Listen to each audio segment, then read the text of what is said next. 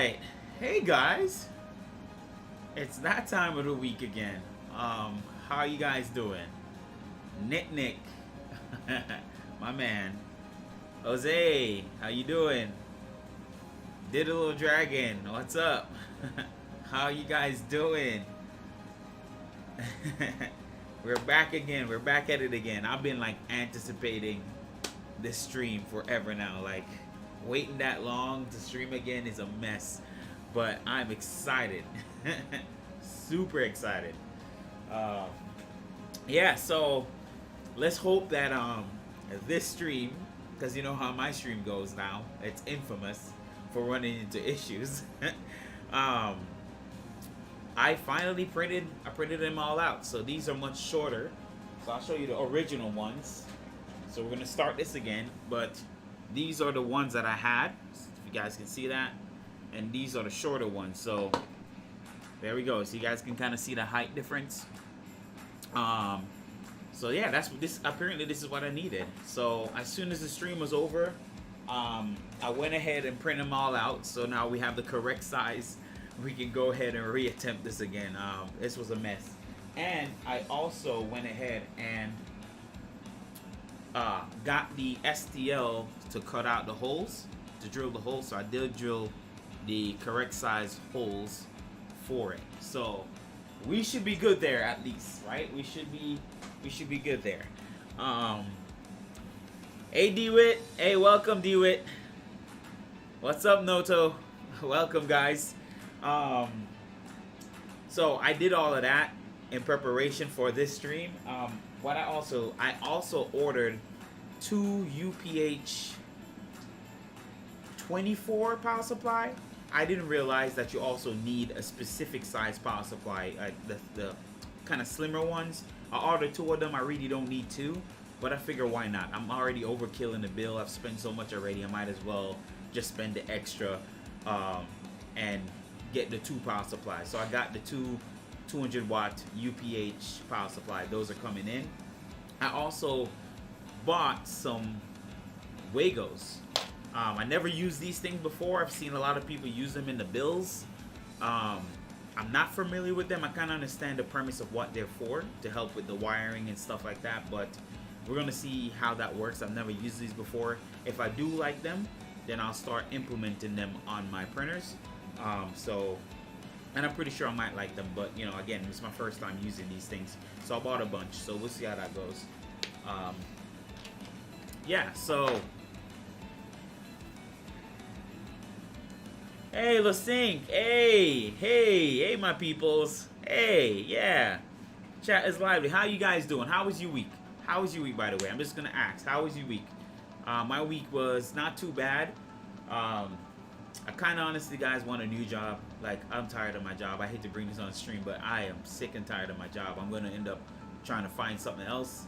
The change on my job it's not something I agree with. Some of the changes are just a mess. So I'm honestly actively trying to find a new job. But in the meantime, I like the streaming. I like doing the streaming. So I'm hoping to make this, like I said, a routine for me to stream every Thursday. If not Wednesday, if I can sneak in some Wednesday streams, I'll do that. But every Thursday for sure there will be a stream. But yeah, let's get down to business. We're gonna get this going with the do the inserts on these, and then mount it back on the panel again. And then I have some few more stuff that I would like to get done tonight, like at least mount the board, mount some of the electronic stuff that, you know, kind of get an idea what that look like. So we got a couple of stuff to do that I'm trying to get through tonight. So, but yeah, let's get started. Yeah, let's get started on this. Love it. All right, so let's get started here. I'm gonna pop on my you know, actually let's change out the tip before this thing gets hot. But yeah, how was you guys' week, man? I'm doing good. I actually met a guy.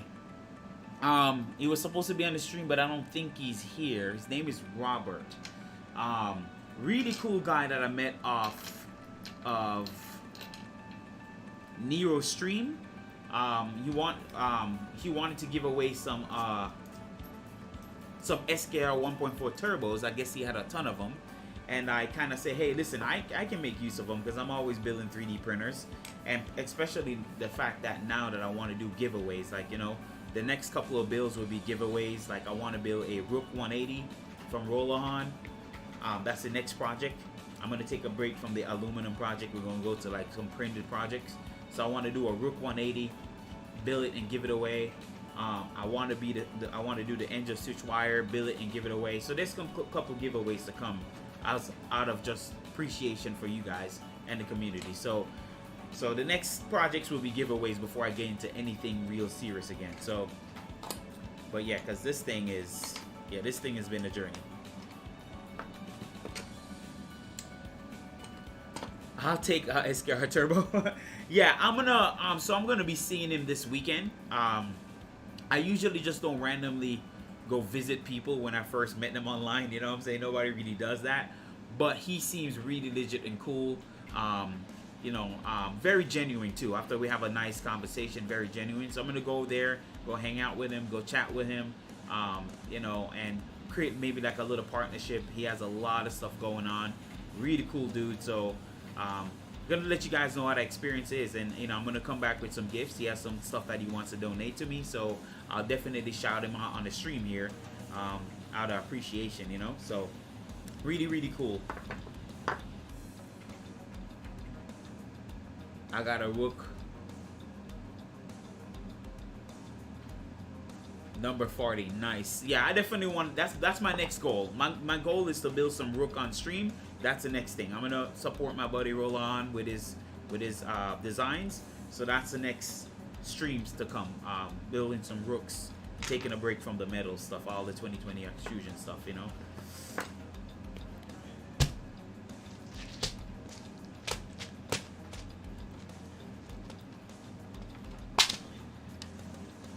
Yeah, but yeah, I'm really excited about it to finish this up, man, because this thing has been, as you guys can see, a pain in the rear, guys.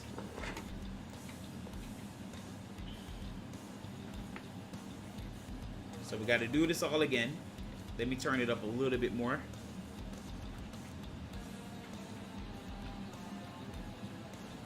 I'm going 230 this time, by 230, make it easier. My ears were ringing.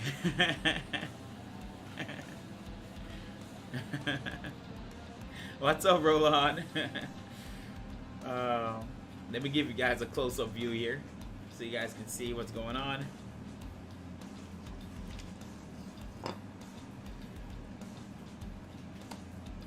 All right, so there's a topic I want to talk about. Now, I'm not gonna throw drama on it. I know I've talked about it, but I just kind of want to talk about it again because lately there's some video releasing on Tap, and I know you guys know Tap. You guys have been around the community. You guys seen a lot of videos throughout the week with YouTube and Tap. But man, there's so much misconception with Tap. So I just maybe want to clarify something just for those who want to view the stream after. The first thing is that a lot of people are worried about Tap with, you know, damaging the PEI. Now, I'm not saying it can't.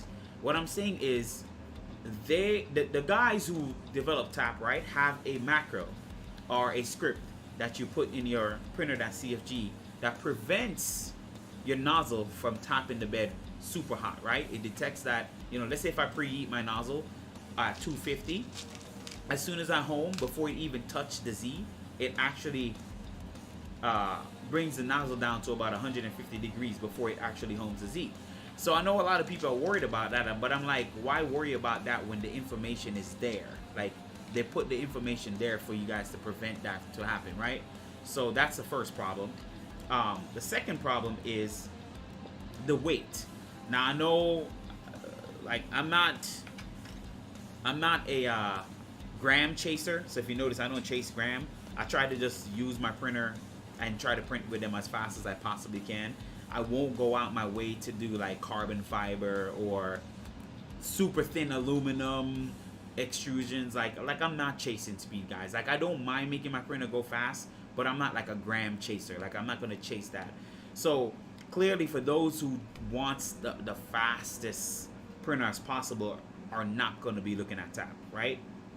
I know a lot of people are concerned about that. Oh, 50 grams. But guys, come on, man. Like, most people I know, like, and this is just being honest. The most, almost every time I look at a Voron build in the Discord, most people are not even printing fast. Like, they're not even printing beyond 10K. Like, maybe 5K, 6K acceleration with like 200 millimeters a second. That's even if they hit that speed, right? So most people are not even hitting the full potential of their Vorons, but they're concerned about 50 grams. So again, not throwing shades, just saying like a lot of folks are just getting it wrong.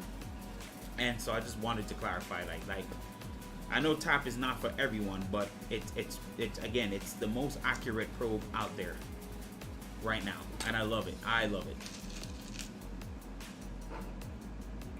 So just wanted to throw that out there, just in case, you know, someone viewed a video or we watched a stream, you know, and we discussed it, because like, I mean, the misconception is crazy.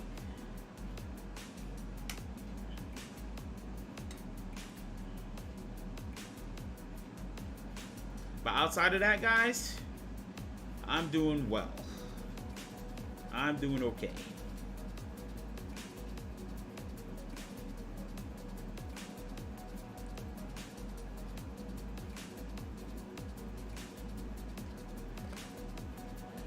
Make sure your rods and bearings are set. I learned this lesson the hard way. Okay, good to know, Lasink. Yeah, I'm excited. Now, I have a question for Olahan. Hey, is there any like a manual or like a guide of how to assemble this? Because I'm into like I was gonna figure out a way to send you a message to ask about that. So if you have any guide or a way to assemble it on stream for stream purposes, that'd be great. Or just a general layout of things I could use.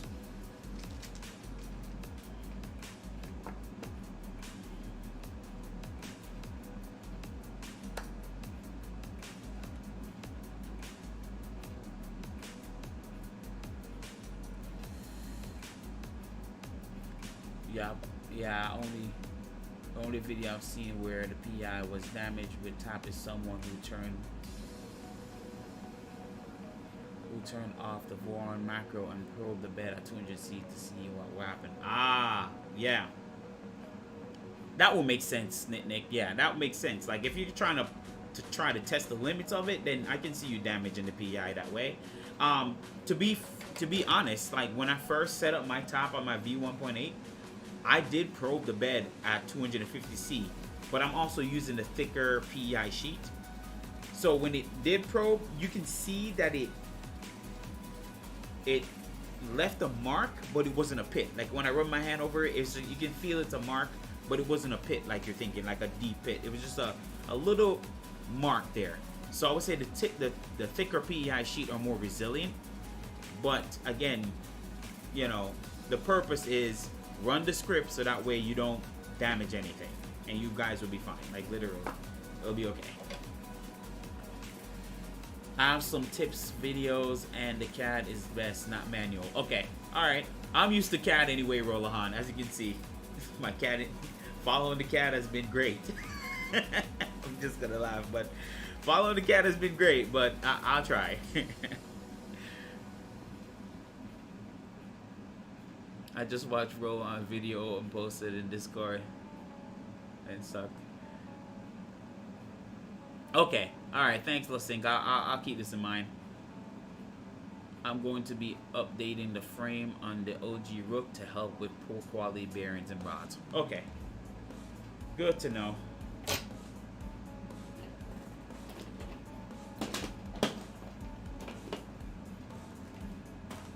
Let's see if I can find a way to clean this out. Add something else, but I'm just going to use this to ream this out. You know what? That looks dangerous. That is dangerous. Let's do something else. Let me grab something else, fellas.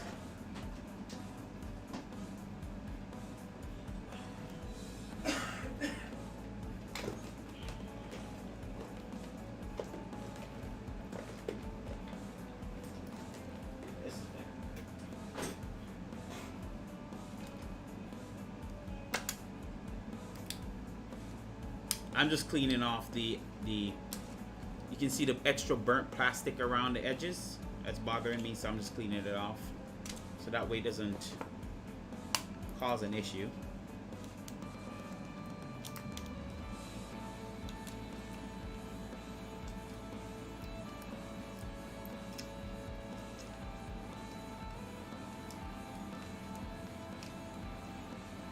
Oh, I forgot to advertise. Look at the shirt, guys. What you guys think? This is my wife. She did this. This is awesome, guys. Look, my first little merch, right? And we're gonna shipping it out. We're gonna be shipping it out to all my patrons, like the one that did the $8, the highest tier. We're gonna definitely give you a free shirt. Ship that out. So we're gonna be working on that this week, this coming week. But yeah, look at this. It came out really, really good. I'm really proud of her. She did really awesome. So yeah, so stay tuned for that. That's awesome.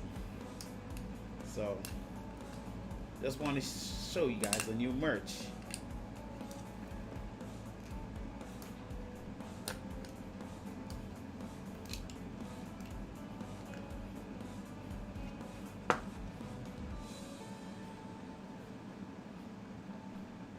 The hardest part was sensorless homing. I just watched a video from Golden Jaguar. You should check him out. You funny. You're funny. I appreciate you watching the video, guys. I really do. A little easier than K3, LOL. Unless you decide to do a lot of CAD customization.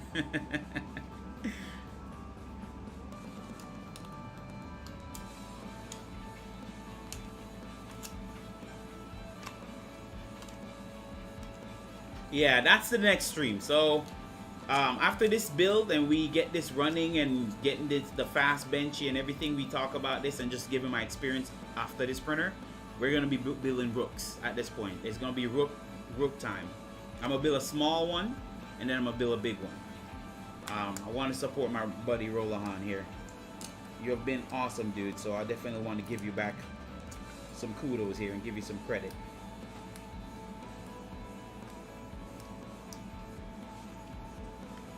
Alright, these are cleaned out, so there we go. So you see that? Alright, so that's one down.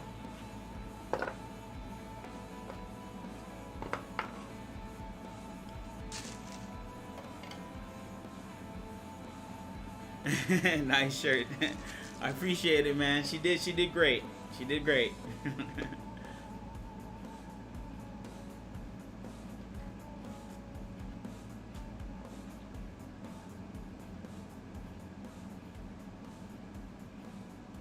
Yeah, so about Blue Boy. So far this printer, my Blue Boy printer, is printing amazing, guys. Like, I'm super impressed with this bed flapper. I'm not gonna lie. Like, I've been printing with it the last couple of days and I am definitely impressed with it for a big bed moving that fast. Super impressed by it. I definitely could pull it off without two Y motors in the back. If I didn't have those two motors, I would be layer shifting like crazy. And the only reason why I know that was when I built my switch wire using the same frame. When I built the bigger switch wire, I tried to hit like 5K acceleration, and there was nothing but layer skipping. Even using a stronger NEMA 7 motor, it still wouldn't move as fast. It just layer shift. So I just said, you know what if I doubled up the motor on the Y? And look, it worked. So now I'm not pushing it, don't get me wrong, I'm not really pushing it all the way yet because there's still a lot of life in that motor. I think I'm running, the motor currents are set at 1.4, which is the highest I've ever put on motors before. And based on the little temperature sensor here, this thing, the motors are pushing like 50 degrees ish, like 55. So I think there's still room to push the motors, but I'm gonna play with it in the background and report back. But so far I'm very impressed with that little bed slinger. It can print really, really well. I'm shocked.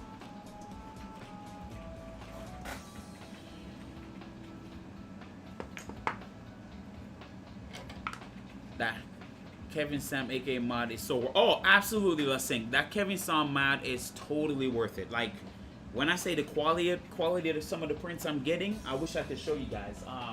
Oh, I can show you guys. I printed this in PETG at the same speed that I show you guys in the video.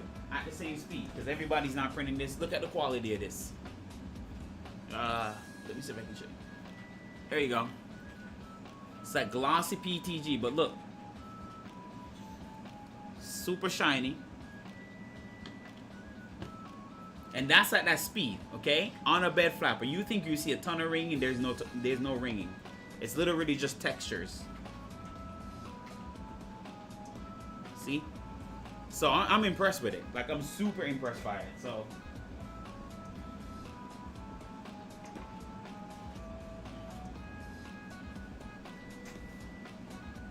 super impressed by it. So yeah, I'm excited. So I'm gonna play with it in the background. I'm gonna keep pushing it and see what I can get out of it. Want more? My ultimate goal is if I can land a 10K acceleration, maybe 200-ish, 250-ish, and see what it does. I'll be happy. But right now, it's printing really quick.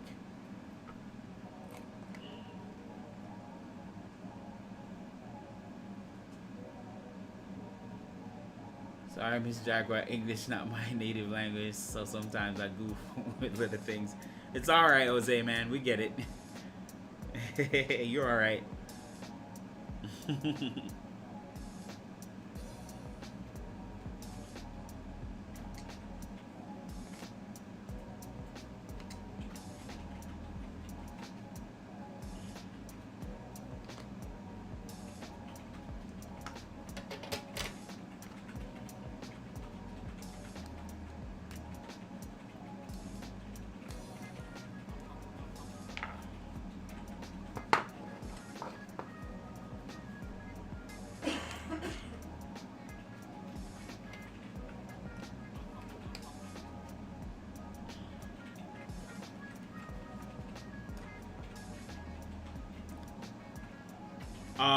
Oh, that's what I need to announce too. So I did have tap built. I did a video this week on tap.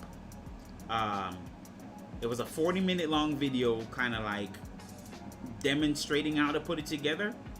But then by the time I did that, there was other people with videos with tap demonstration too. And I mean, I know I can put out mine still because it's a different take, but I hate to put out the same content. You know what I'm saying? I want to be different. I want to be outside the box.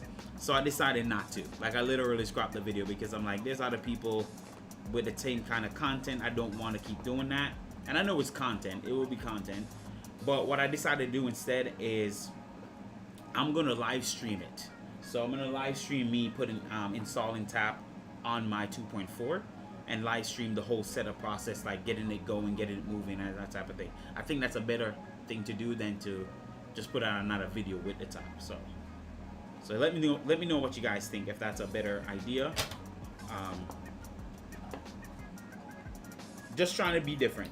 Don't want to really follow anyone, you know.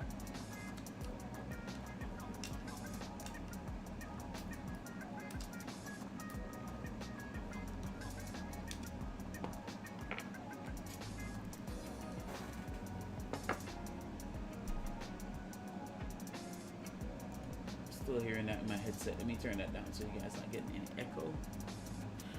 Hey, 007 FPV. Hey, buddy. How you doing? Oh, they're just swinging by to say hello, working. I'll catch up a little later tonight. All right, man. No problem, man. Happy to see you around, though.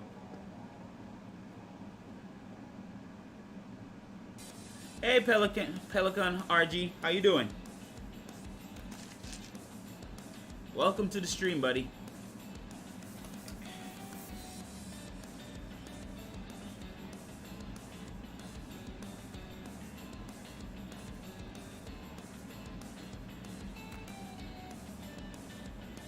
I wanted to let you guys know, especially Nick and y'all, I really enjoyed last stream. I know it was a mess, but y'all cracked me up. Y'all made me laugh that stream. I really did enjoy it. When I exited off the stream, when I ended the stream, I was so happy. I was like, yeah, this is how a stream should be. We should be cracking jokes, you know. I don't mind the joking at all. Like, I think life is too short not to have any humor. And so when y'all were cracking jokes, that was funny. I really did enjoy that stream.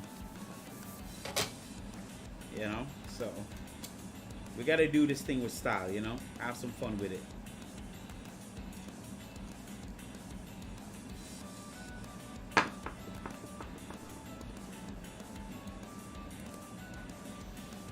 Pick that over there and not make a mess on the floor. This looks good. Second one down here. It's really nice.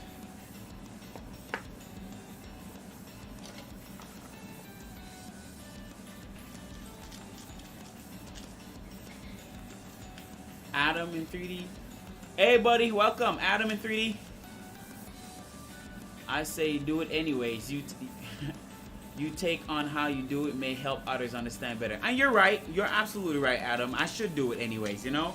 I think sometimes I discourage myself, and I'm just being vulnerable with you guys. Sometimes I discourage myself because, you know, I'm just so focused on trying to be different. But in that moment, my content could be different in that moment, you know? Just like you said, Adam, like, I just really need to just do it regardless. And so you're right. I should just not really question myself too much. You get caught up in those little things in your windows when you could just easily release the video and just, you know, let people enjoy it. So you're right. Yeah, it was funny.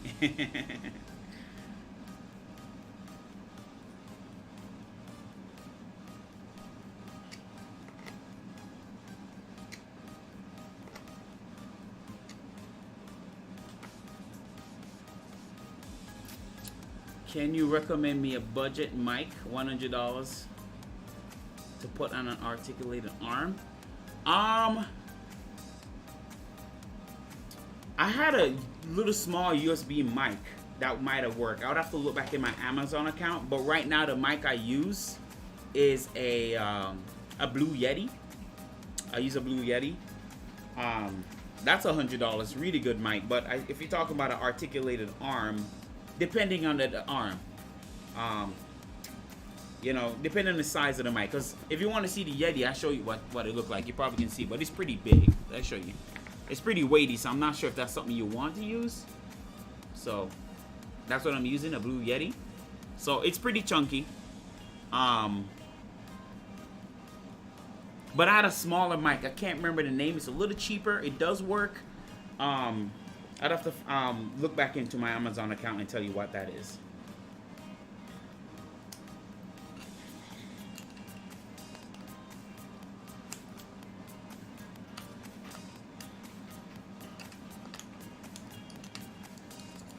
Hey, Axe Potato, welcome, buddy. Hey.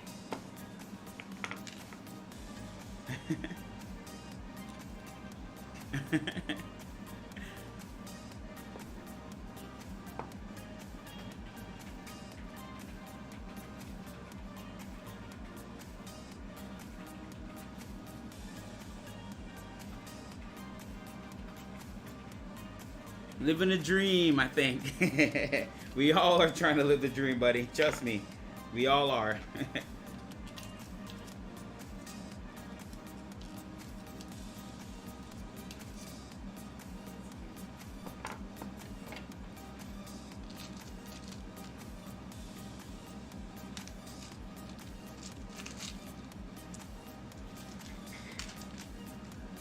Hi, finally got to see you live. Noon in New Zealand at this time. I'm building a K3 at present and I'm using you as an instructor. Oh, awesome, man. That made me feel good, buddy. Happy Naki, that made me feel good. Just don't do what I do though. I made a couple of mistakes and hopefully you prevent. I was able to help you prevent that. But I made a couple of mistakes on stream, but some of them is just me not paying attention. But yeah, I appreciate you using my videos, man. I really do. It makes me feel good.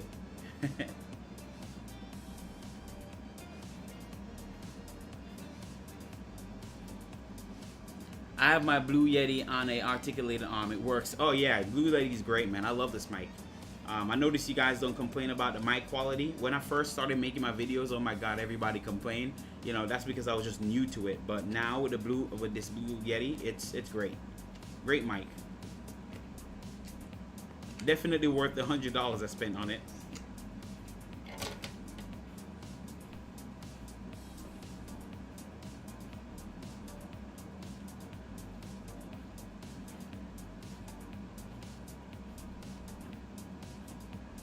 How much more do you have before we start pushing plastic? So, digital, I don't have much more. Honestly, if I was able to get away with this last week, this week would have just been a lot of wiring. To be honest with you, would have been basically wiring up. So after this, after tonight, it's gonna be wiring stream. So the next stream will be just kind of running wires and crimping and clamping and all that type of stuff. Now I will be running the umbilical wire. Like I'll do that in the background. I don't think I want to bore you guys with that. I may not, we'll see. But I'm gonna pre-run the umbilical wire, like kind of wire it out, and then after that it's just really just putting everything together, wiring up stuff together. Some of the stuff I'm new to, especially this stuff. Let me show you guys. I've never wired this stuff up before, so I'm not gonna lie, I'm a little intimidated just because it's not pre-wired, but I'm pretty sure I can work myself around it on it. And I'm pretty sure you guys are pretty smarter than me, so I'm pretty sure you guys can assist in how to wire this up. I think they said Voron, on the new Voron R2, they do have a diagram of how to put this together, so I might just, you know, refer to that to wire this up. But that's the only thing I'm kind of scared to hook up. But other than that, it's wiring stream next week, so we should be good. We're close to the goal.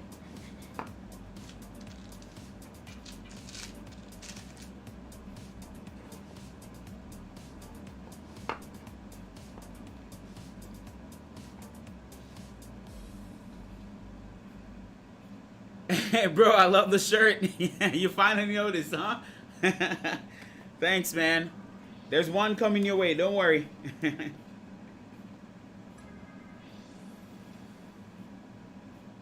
That's thanks to the wifey. She did great. She did awesome. She did a fantastic job.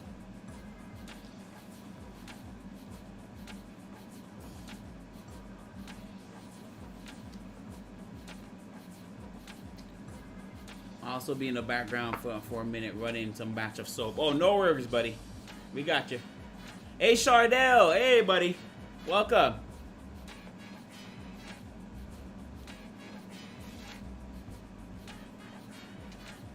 I like to see you guys face, see common face around, man. I love you guys. You guys make the streams fun.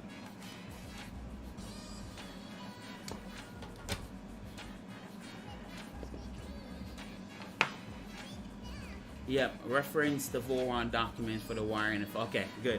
Yeah, I figured there was a document on it, so I'll just reference that to wire it up.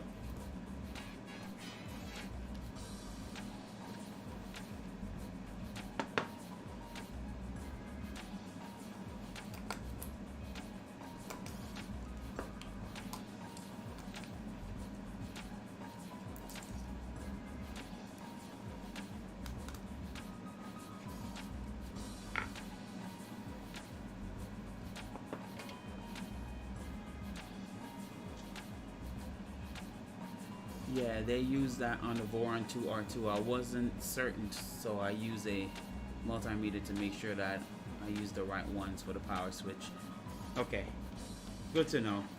I do have a multimeter too. I invested in one, so yeah, I'm gonna be doing it on stream. I'm gonna have you guys assist me because just a little scared when it comes to wiring up stuff sometimes, and especially when it comes to doing something new that I'm not used to. I tend to get a little bit on the nervous side.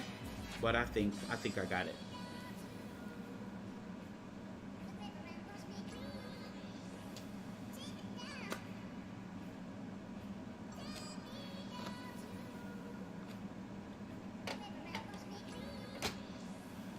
What size are those inserts? They're huge, man. They're just let me show you. I'll try to give you a close up. They're pretty big, so let me show you the one I got. So you can see it's the outer diameter. It's still M5, but the outer diameter is much bigger. As you can see, it's much fatter on here. But I can measure it out. I'll measure it for you. I'll tell you what the diameter is.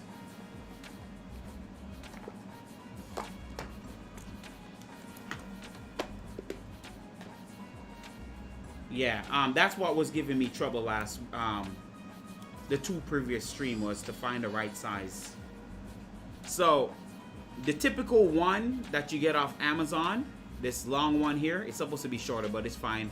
It's an M5 insert, but it's at 7.15 millimeter, the outer diameter. And this one, also M5 insert, but it's thicker. And the outer diameter on this is 8.26 millimeter. So it's a little bit more fatter on this one. So.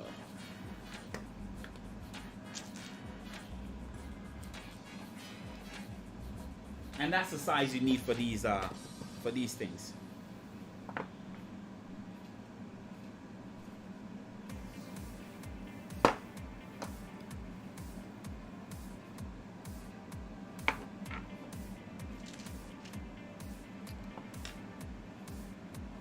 Looks like M5. Looks like M5. Thick with the 2 C's.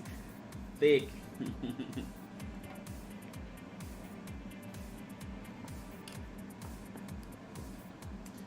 The bomb, so the BOM for this reference, I think AliExpress, but I actually found this on Amazon. So I think I put a link down in the description. I may just put a link down now, or have the wifey just put a link in. But you can actually find these on Amazon. So that I was gonna post that into the Discord group, so that way, you know, if you wanted it faster from Amazon, you can get it instead of waiting on AliExpress. Even though, let's be honest, guys, Amazon sucks these days for Prime. Like, Prime suck, and I'm paying for Prime, but I don't get stuff like in 2 days or a day. Now it takes like 3-4 days before I get my stuff. Like, why even pay for Prime if my stuff is going to take forever to come? Like, I feel like we just huddle up and create a lawsuit and sue Amazon saying, listen, I'm paying for Prime, but I'm not getting any Prime benefits. Like, stuff is not coming in one day. You know, I'm just ranting, guys, you know, but I'm pretty sure you guys feel the same way. It's in the account. Look at the last insert I bought and you will see it.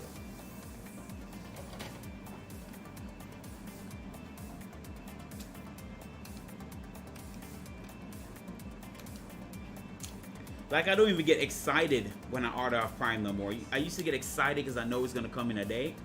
And they ruined that. Yes, those. No. No, one more down. So, those, yep.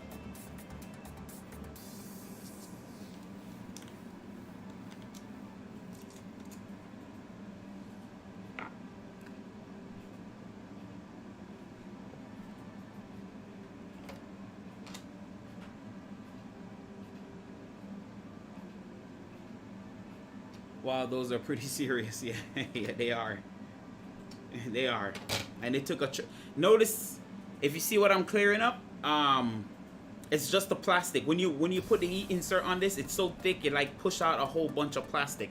I'm gonna show you guys when I do it again. Like it takes a chunk of plastic out. And I have to run the soldering iron a little hotter. Typically I would do about 200 degrees while doing like inserting into ABS. But with these being so thick, they need a little bit more heat to get them through there.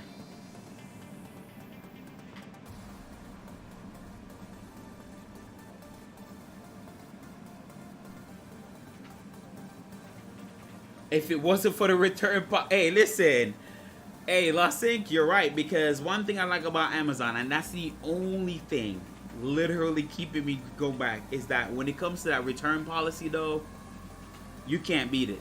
Listen, I can call up Amazon if I'm miserable about something or just want to return something I don't need, and just boom, just return it, no problem, no complaints, I get my refund, or it goes into like a gift card and I can purchase something else. So that's what they have going on for them. That's the only reason why I'm still having Prime. The only reason.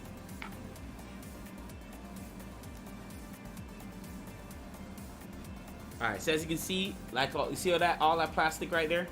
You guys can see that? Look at all the plastic. It pushes out. So yeah.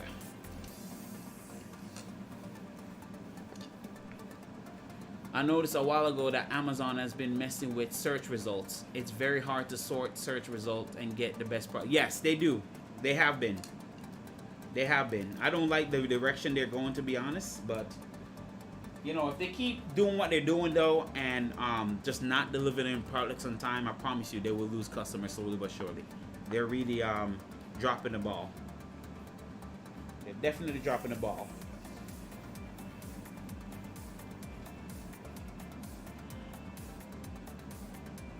Right, I ordered a purse on December 20th for my daughter as a Christmas gift and still haven't received it.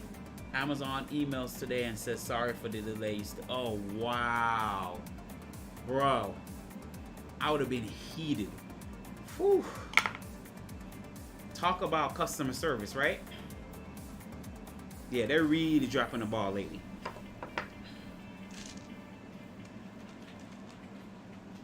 Hey, 3D Experiment. Hey, buddy. So happy to see you here, man. I've been seeing you all week on the streams. I swear, you like solely keep some of those streams alive, buddy. Like, you be like keeping some of those streams going. So I appreciate you from a distance. I'm telling you. I'll be observing some of the streams, and some of you guys, like again, Nick, some of you guys keep those streams alive, because if it wasn't for you guys talking, some people don't talk. And so it's kind of nice to have you guys around. I mean, y'all are like the life of the party here. So I'm telling you right now, I appreciate you guys. I do. I really do.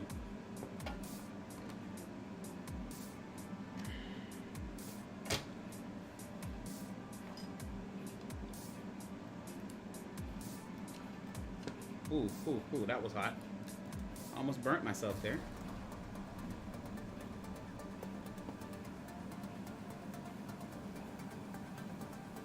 Happy to be here, brother. Yeah, man. I appreciate you. Trust me, I really do appreciate every one of you guys watching right now. I appreciate you solely.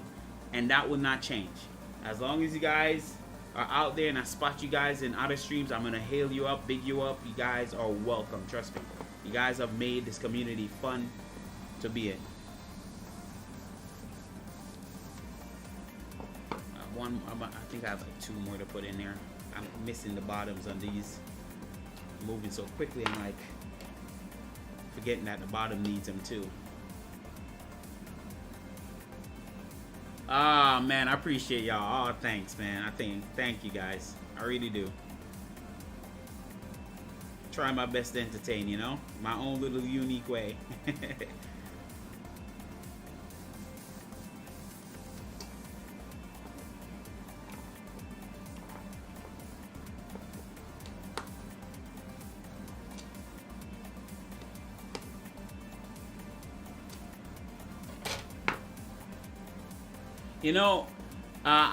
If it's funny enough, I'm gonna give you guys a little story time while I'm here, so you guys can realize. So I've been doing YouTube for a while. If you guys are like want to know, like if you go into my main cam is gone. Hold on, guys. This thing has been going out on me, and I don't know if it's the connection. But my main camera is slowly, like, it goes in and out. So I'm gonna have to figure out what's going on, but it's back on.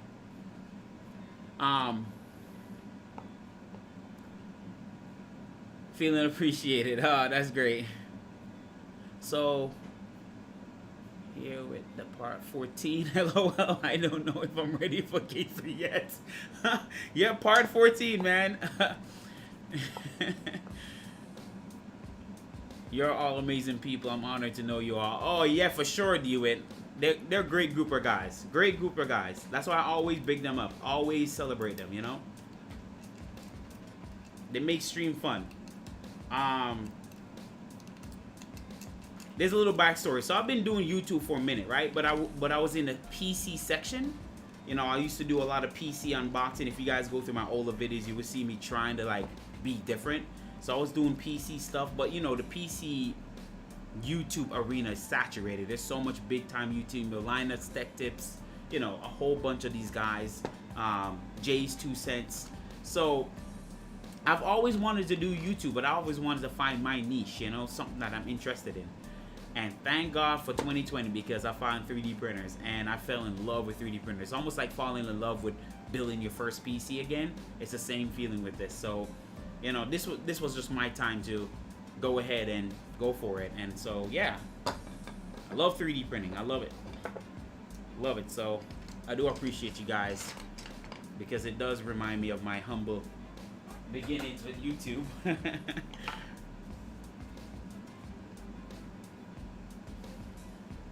Alright, so I'm not quite done yet because I need to do the bottom, and I almost forgot. I almost forgot to do the bottom. So I've like 2 pieces each to do at the bottom, and then we can bring the panel up on here, and then we can mount it on the panel. So once we mount it on the panel, then we can figure out what else is next.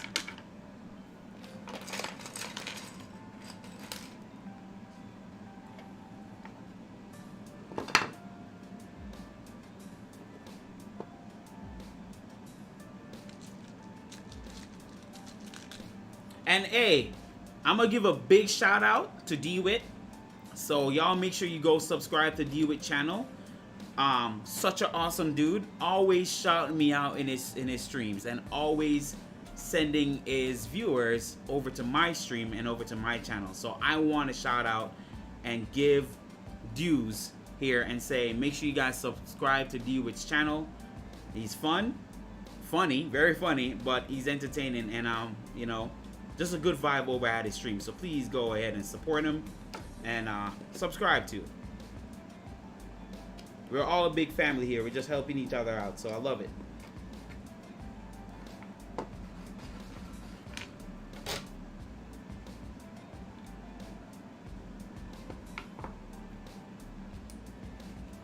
Look at all the plastic that came off, guys. All that plastic.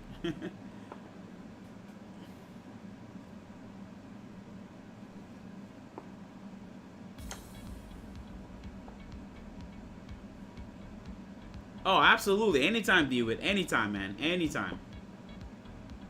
It's a group effort, you know? Group effort.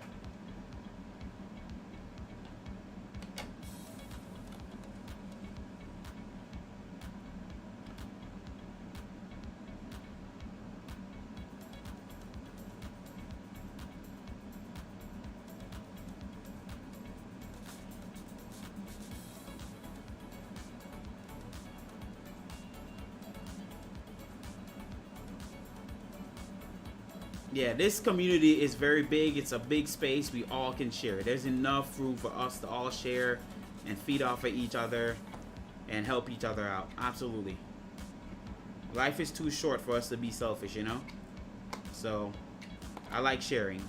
I like sharing.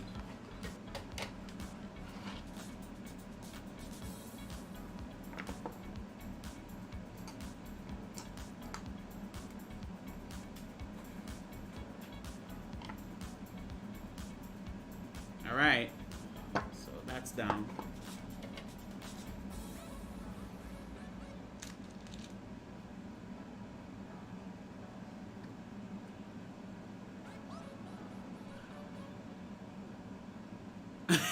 I agree. How great it would be if the inserts were magnetic M3R paint. And yes, I agree. I think I mentioned this on stream. I hate doing this stuff. Like the heat, like it's funny. I like wiring. I don't mind doing all the crimping stuff, and I know everyone is going away from the wiring and doing the CAN bus stuff. But I don't mind the wiring. But this part, I hate inserts. Like I hate doing this. It's not the fun part of it for me. This is the part I don't like, you know. So this is my least favorite too. But when it comes to wiring up a printer, I can do it like that. I don't know. There's some like a therapy to it, like an art to it. So I don't mind. But yeah, this is the part I don't like this. I could skip this if I could.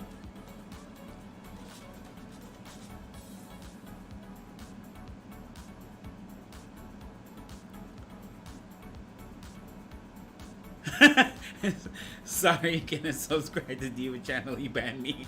Ah, you didn't. You're teasing. You're teasing.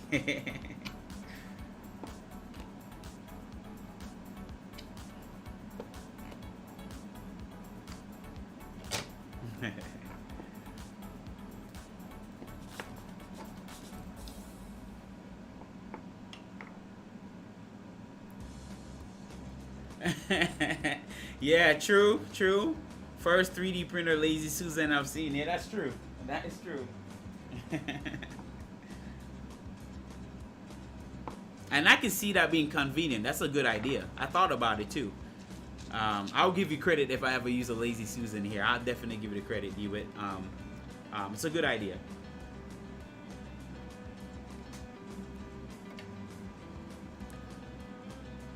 Does anyone else here slice a hop like distro hop with Linux? I'm determined to stay with Pruz Slicer and really master all the profile tuna.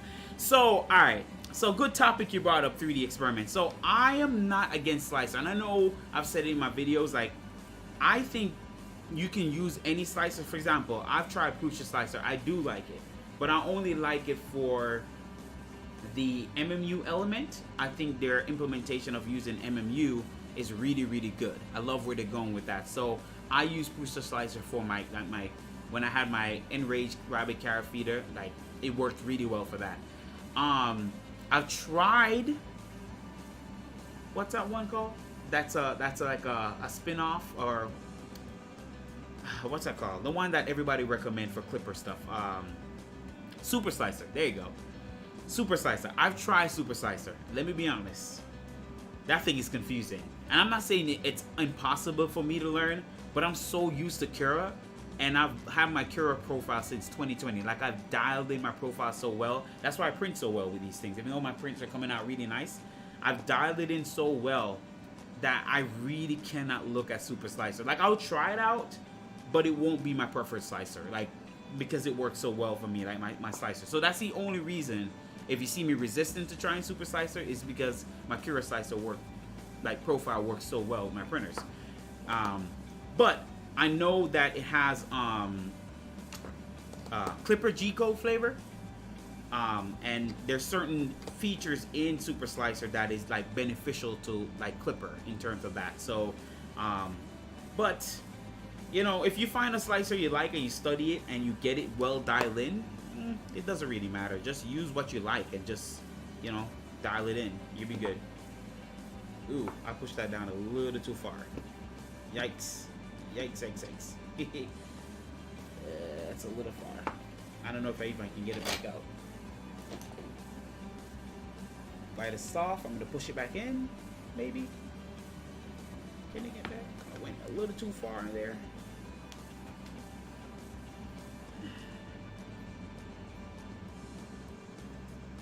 Oof, that was close. That was a little close.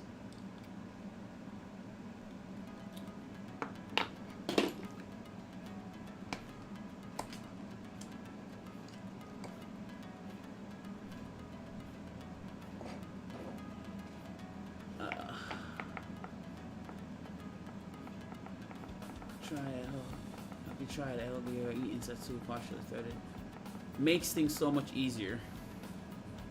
Super Size has given me weird results and trips like Clipper errors for me. Cura Slicer 5 has been downright buggy. I've given up on it.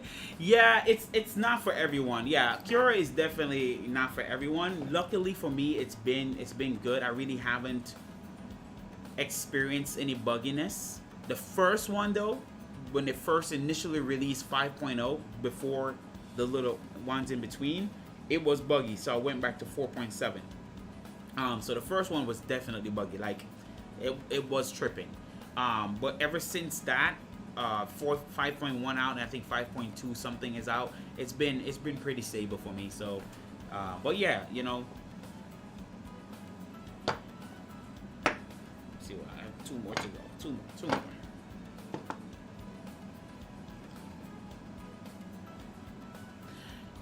No fun. Yeah, you know, I like Pruz Slicer though. I think it's one of the simplest one to figure out, and I did like it. Like I did like the feature in regular Pruz Slicer. So if you can study that 3D experiment and get your stuff dialed in, I will stick with Pruz Slicer. It's a nice slicer. I have no problem with using it. I like it for MMU stuff. It works really well.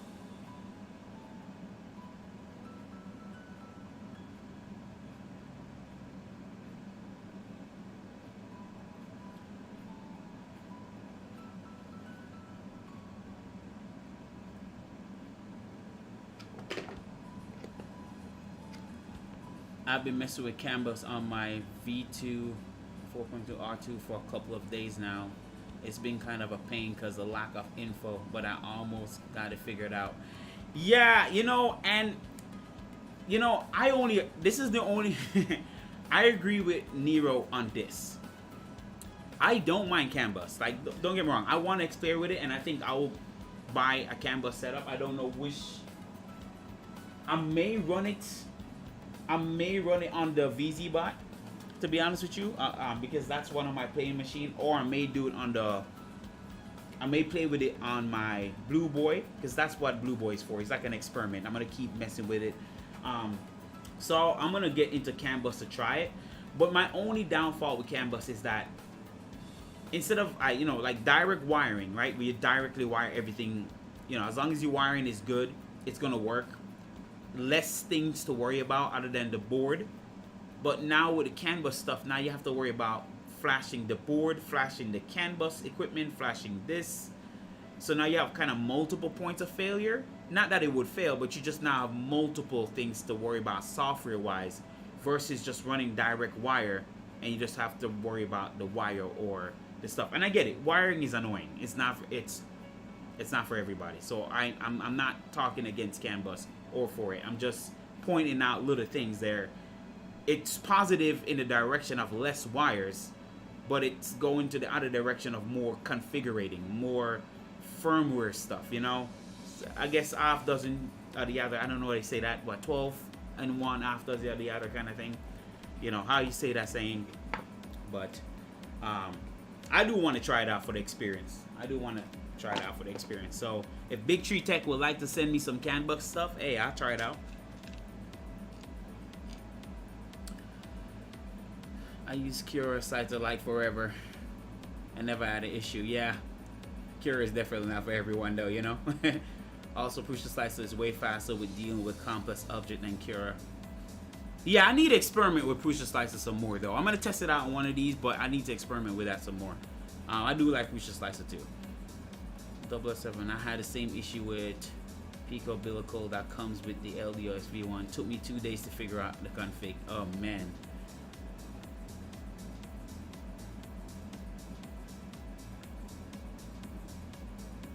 Hey, if you want 3D experiments, I can give you my profile. I can give you my Cura profile. I print pretty fast. As you guys can see that I don't print slow. I print really fast and really clean. So if you want me to, alright, here's the trick. Here's what I use. I use Ender profile for all my Vorons. For some reason, the Ender profile is very fast. Like I've tried the CR10, I've tried different profiles with my builds, but the Ender profile for some reason, I don't know what it is, but it's very fast. Like you can just take a regular Ender profile and throw in any machine and it's quick. So I'm not sure why, but all my profiles are based on Ender 3, like the Ender 3 profile. And from that, I just build on top of that. So I'm not sure. In my experience, that's what I recognize. Now, when I did like the Sunlu profile or the Tronxy profile, it was slow. It was really slow. But when I used the Ender profile on my Tronxy, it was fast. So I don't know if it's a thing, it's a bug, it's something that no one noticed. But I noticed when you use the Ender profile on the printers, they're fast. It's something to point out. So just an observation I noticed. Hey Robert, hey, what's up, buddy?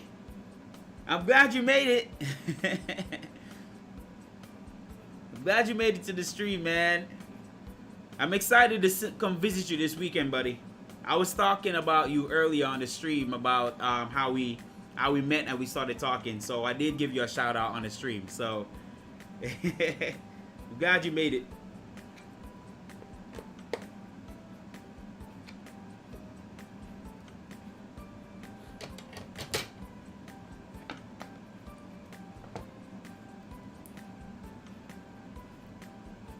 Oh, for sure.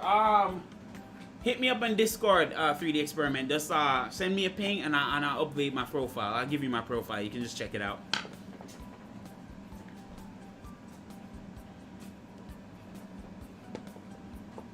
And by the way, I printed these off the the VZ Trident all-wheel drive, and man, that thing prints so well. And you know, I know last week I was telling you guys I'm thinking about converting it back to a Voron Trident, but man, when I look at some of these prints, I'm like, I'm probably just gonna leave it alone. So like these prints came out really well, so I'm probably just gonna leave it alone.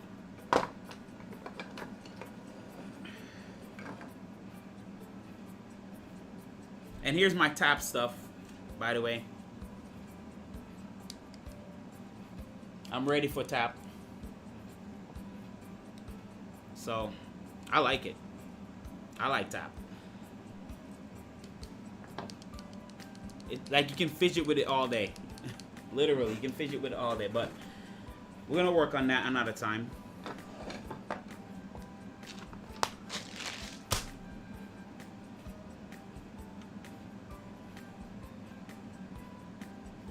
Share the 3ms file on the machine profile goes with it. Post it on things social. Oh, I didn't know you could do that. Thanks, LaSync. All right, I'll give that a go. I didn't know you can actually post it with an actual print on it. That's good to know.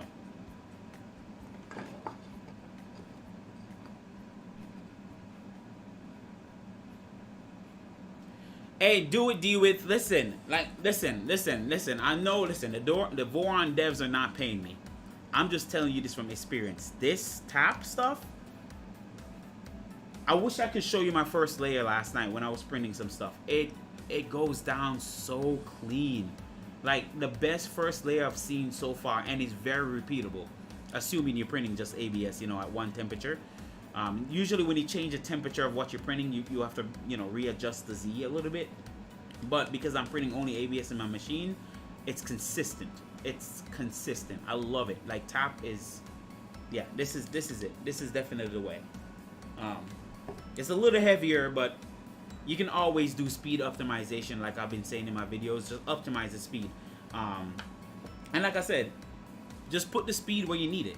You know, you don't have to print like a gazillion light years all the time. You know, you just put the speed where you need it. For me, I put the speed on the infill, I put the speed on the travel, and I put the speed on the inner perimeters. The outer perimeters, I slow it down, because that's what you want. That's what matters, right? That's what looks good. So you might as well slow it down there. But everywhere else can be fast. So if you do that, then you find out you print just as fast as like the Bamboo Lab stuff. Like, you know, it's not that bad. Just use a little bit of a trickery, you know.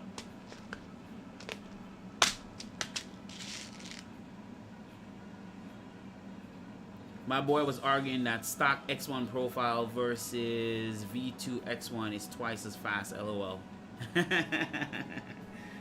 I don't know about that, man.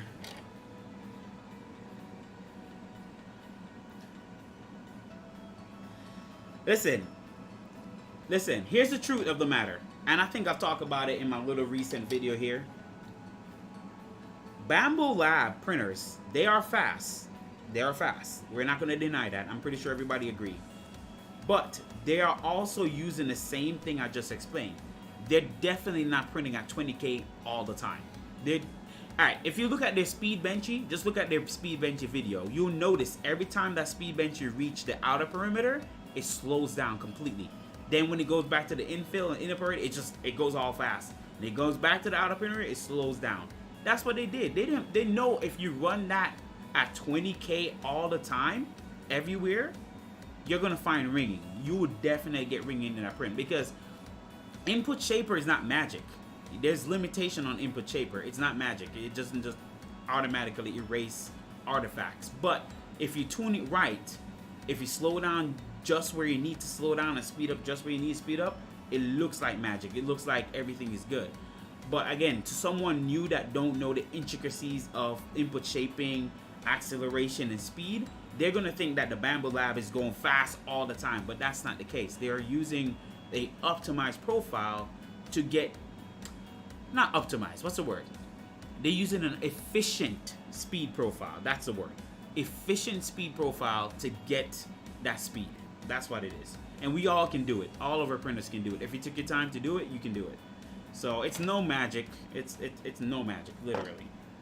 So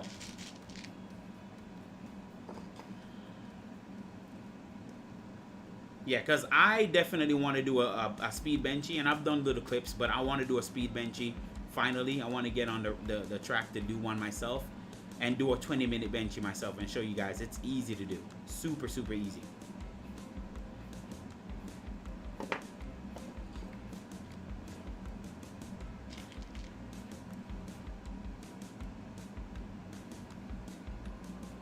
I'm talking about stock usable print speed. Oh, gotcha. I understand, Robert. I see what you're saying.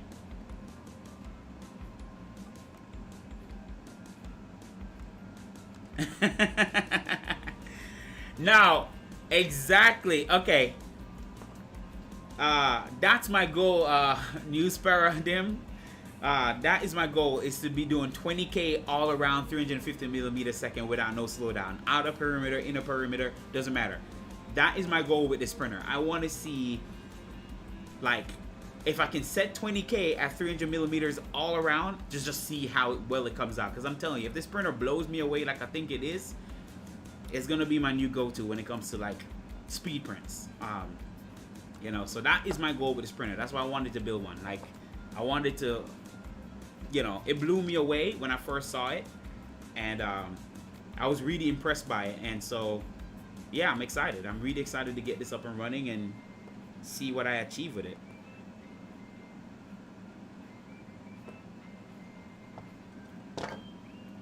And thanks, by the way, News Paradigm, for correcting me and helping me out on the stream last week.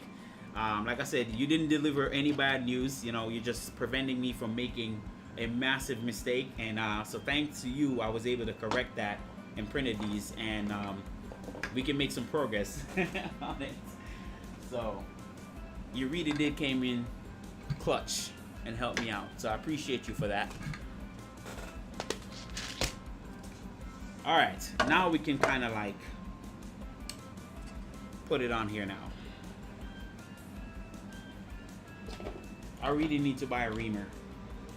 I really do need to buy a reamer. So if I can go to Arbor Freight, I'm gonna see if I can find some cheap reamer. I don't need anything expensive, but I'll be drilling these holes and they just look rough.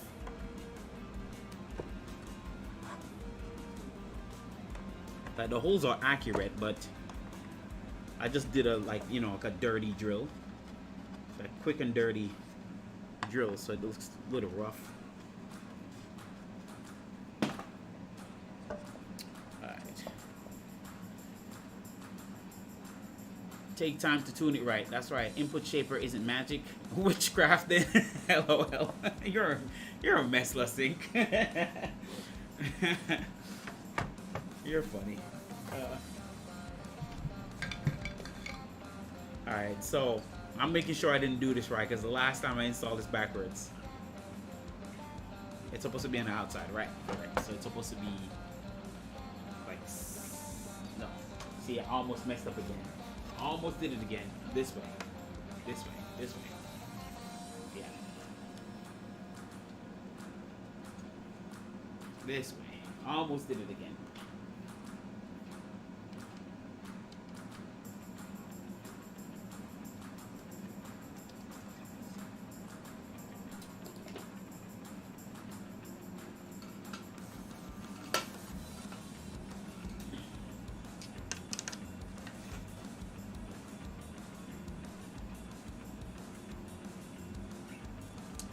I'm still debating on what printer to build next. I just ordered a bunch of 2020 profiles and debating between Trident, VZ, and now K3. I guess K3. Honestly, all those printers that you mentioned are really good. But the most fun I'm having so far, and that's just being authentic about it, is this. As much as it was challenging, this is one of the funnest printer and challenge printer I've ever built. So if you want a challenge and just something fun, something new, this is the way to go. This is definitely the way to go. Because, you know, Vorons are fun, but because they have a manual, you know, it's kind of easy, takes a little fun out of it. Like, especially for first-time builder, the manual is very convenient. You know, but building a printer just based on CAD, it's a whole different ballgame. And so this has been fun and challenging at the same time. And then when you're streaming on top of it, you know, you're being watched. It's an added pressure, and it's funny enough. I could have built a Voron on stream, one of the easiest printer to build, and confidently build it, right? But no, I decided to build the most complicated printer on stream. So, you know, put that together. But it's fun. I've been having fun with you guys. You guys make it really easy to do because you guys, again, you just make me feel at home here. So it's been really fun building this.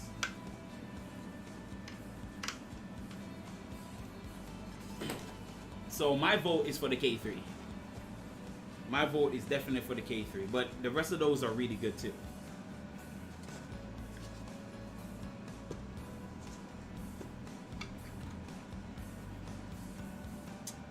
Dang, I missed one. I missed one. I knew I missed one. It's okay. I just have to insert that, but I missed one.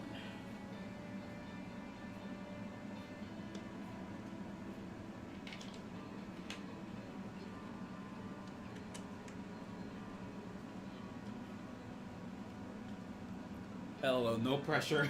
No pressure. There's a lot of pressure.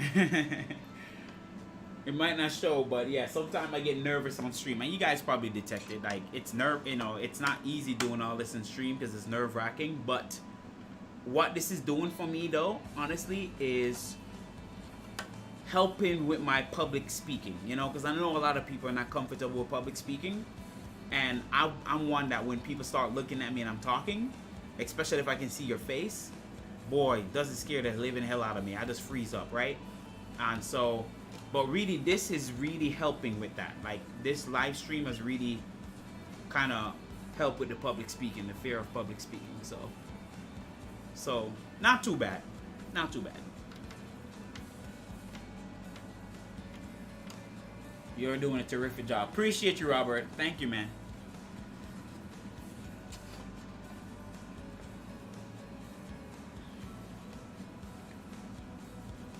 VZ Butt fanboy here. Quick gratification with Chance X5 is the VZ Butt conversion, fast and cheap. That's true, 3D experiment. That's the easiest way to build a VZ Butt, using a cheap Tronxy X5 SA. Easy, fast. Yeah.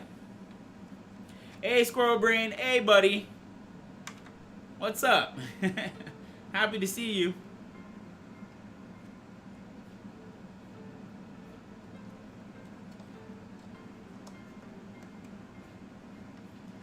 Cure strict acceleration extra, so you can change a profile text file in the subfolder. Oh, that's good to know too. Though I never really pushed it beyond that, but that's good to know that you can actually do that. Okay, I'm heading home. If you're still on, I'll tune in from studio. All right, buddy. Thank you, D-Wid, for checking in. I'll see you in a little bit then.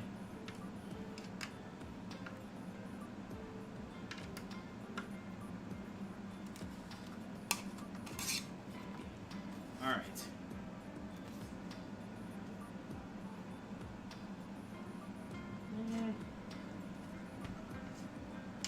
I need to tighten this down just a little bit more, because it looks like it's, you know what, and it's probably because I didn't flatten it out a little bit, but we'll see. We'll see if it affects it. Hopefully it doesn't affect anything, but I may need to push that down a little bit more.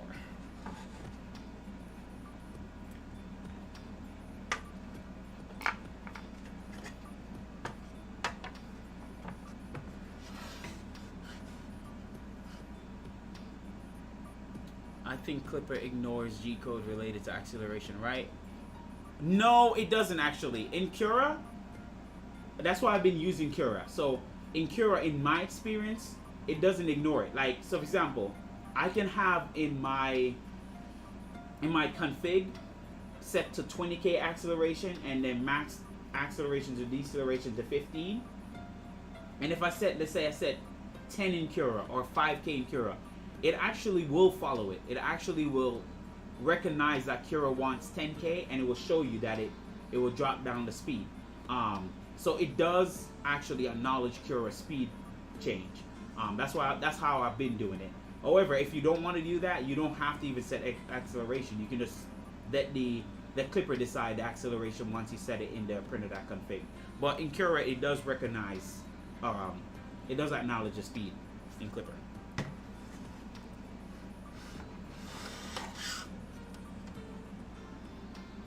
trying to catch up here. Not looking for cheap. I'm looking for doing it from the bomb. Okay. Later. You can do it. Yup, streaming has helped me in everyday life for sure. Not as shy as I used to be. Yeah, for sure. Did you cut the piece of aluminum yourself or ordered it? It was a kit, Robert. It was a kit from this was all a kit, well, a partial kit. It was not a full kit. They may have offered it now, but this was a kit from Fabrico. So from Fabrico, they cut the panels, they pre-do everything. I want to say they probably have a full kit now. Don't quote me on that one. They might have now, but when I purchased, they had the motor kit, the paneling kit, the frame, the bearings, the linear rails. I mean, call that majority a kit, honestly. The only thing I didn't get, the only thing that I didn't see them offering was the bed, or maybe they maybe offer the bed now. But I think they do offer a full kit now, if I'm pretty sure by now. So correct me if I'm wrong, guys. Though, like, you know, feel free to. Helps to give you more accurate time estimate also. Okay, I'm going to have to think about trying Kira all over again. LOL. Kira will give a yellow or red warning close to limits. Yes, that's correct, Score Brain. It does give you a warning close to the limit. I'll show you. I'll give you a little quick snippet of it too, because I can move it on the screen. I like sharing with you guys, so let me get off that. Let me go on the main desktop capture. Yeah, okay. Let me bring this down a little bit. So, if I bring up Cura, nah, hey, listen, guys, don't copy me now. Like, this is my profile. I'm kidding. You guys can copy me. I don't care. I'm kidding. I'm here to share. Let it load a little. I'm making it load a little bit here. Alright, so in Cura here, this is my Blue Boy profile. I'm just giving that as an example. So this is my slowest profile. Let me go to the one I typically use. If I go to fast, you see the yellow icon? If I put like 300 in it, it will kind of tell you the limits. Like, okay, so 300 is fine. Let's go 5. See now? There you go. So if I hit 5, or maybe 1,000, maybe. So if you hit 1,000, right? See, now it tells you, it turns red, and it won't allow you. So anything below that, I should be okay at. So, well, not 5. Well, so 500 is the limit, it seems. If I do 6, let me try 6. It's not? Oh, hold up, guys. It wasn't showing the page? Oh, there we go. Sorry, guys. Sorry, I'm typing over here and not even recognizing it. So, if I put 500, so there you go. So I can do 500, but over 500, it turns red. And these are my acceleration setup. So as you can see, infill is at 20K, like travel is at 20K, like initial layers at 20K. Everything else is at 8K, but at outer wall acceleration, this is the input shaper result I got with my bed. So I limit the I limit the acceleration to what my input shaper result is for my bed. So that's to prevent ringing and stay within the input shaper results. So basically, not to go on a tangent, so basically what I would do is I will do in my experience, I run the like an acceleration test, just run an acceleration test just to push the limit to see where I can do. So for example, with my Blue Boy, I got 20K at 500 millimeter. That's the maximum I can do. Anything beyond that, my bed would just start skipping. Okay, so now that I found that I can do 20K at 500, then I run the input shaper. Input shaper now give me a result on the X, let's say 10K, because that's what I really got. So 10K, right? All right, at MZV. I record that in my mind. I said, okay, now I can do 10K at MZV. Then I do the input shaper on my bed. And then my bed is now the limitation. I know my bed was going to be lower. It's bigger. So the bed input shaper is about 3,700. All right, so I know I have 10K that I can do on my X, but on my bed, I only can do 3,700 at MZV. So what I do now in my slicer, I say, My maximum that I can travel at is at 20K at 5. So I'm gonna let my travel be 20K at 500 millimeter just to travel. I'm gonna make the infill be at 20K at, let's say, 200 millimeter. I don't want to jerk up the infill, but you can do 5. But the outer perimeters now, I slow it down to the X results, which is 10K, right? So I do 10K inner perimeter. And then when it comes to the outer perimeter, I slow it down to the limit of the bed. So the bed is giving me 3700, I do it at 35, right? So I basically took those parameters, put it together, and try to push the printer to its limits, but stay within the perimeter of input shaper, so that way I'm getting the most efficient speed and quality at the same time, if you guys get what I'm saying. So that's what I do. That, you know, I wanted to share that with you guys. So that's how I do with my printers, to try to push them, but not so much that I'm getting ugly prints, you know.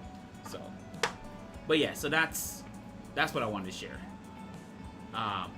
If I show you like my, for example, like if I look at my let's go on my, so my V1.8 ABS, this is my print speed. Don't want to change that, but this is my print speed. So 250, 500 infill,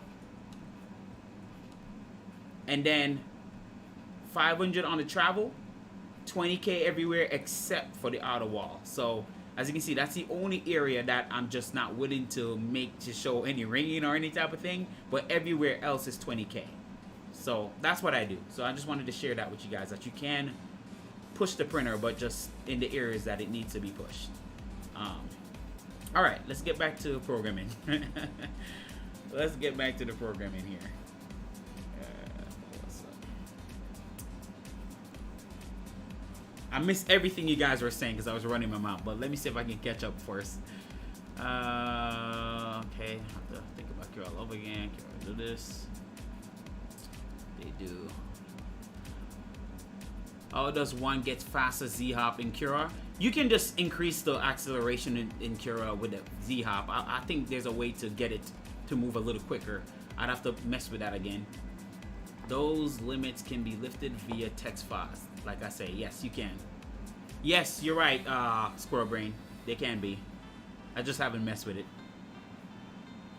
Patreon only profiles. I should do that. I think Hector said the full kit shows up this week. Doesn't include most electronics and a few other parts that you will still need to source on the page. All that still need. Okay, good to know. Thanks for sharing that news program. Nice graphics on that bed. Does it slow down the print if you replace the end logo? This guy. You're a mess, Nick. You're a mess. Oh my god, more reality sticker, more faster. Here the jokes are coming. Oh my god. Puts a reality sticker on the K3, I'm going to cry. I might just do it to annoy you. I might just do it. You're tempting me right now. Same text file, Z-hop limits. Y'all are funny.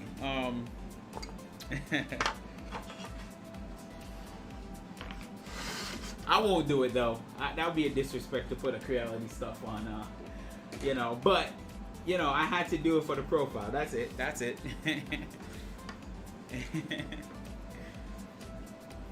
I know you guys wouldn't find something to poke at. It was just a moment of time.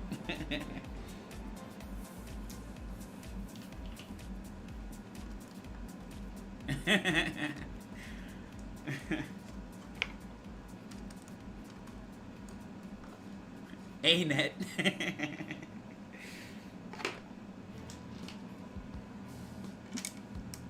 I should do an A-net, shouldn't I? 3D experiment. Should do an A-net profile. It may have, we may have thermal runaway at that point, but who knows?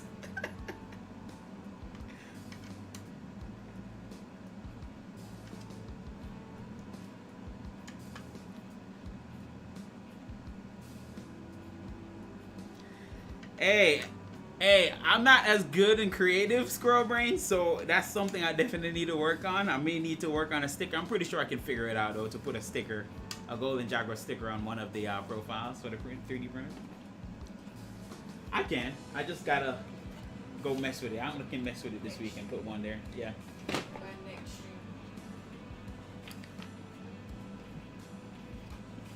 Definitely need a sticker to cover my creating ones. We just love you, brother. Gotta bust your chops. Hey, I'm okay with it, Robert. I'm okay with y'all busting my chops. It's okay. It's all fun. I love it. That's why I like the streams. Y'all make it fun, so I don't mind. I don't mind.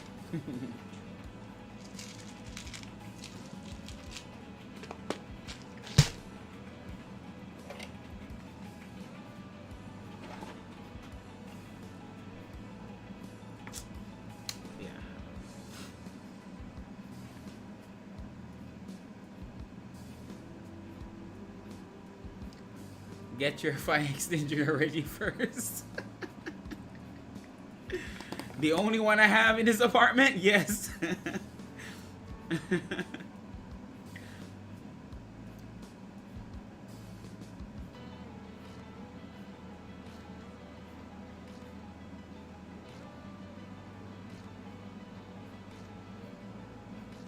this thing takes forever to heat up.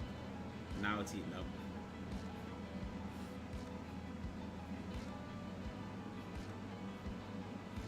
I forgot one, guys. I literally forgot one. Come on. There we go.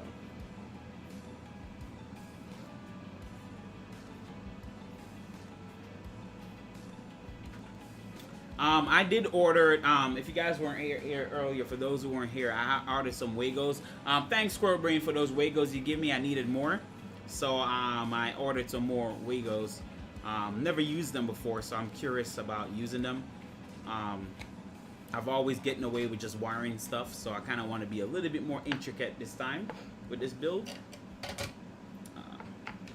What? Oh, you're cracking up? Who made you crack up?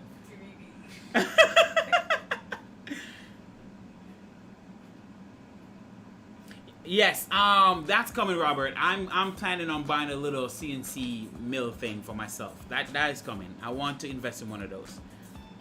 Your hairstyle traveled 50 years in time. Looking good. I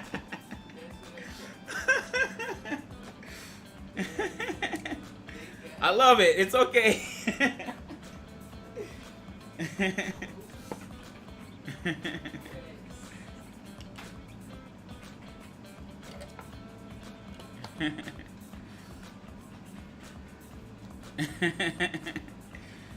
Oh my lord.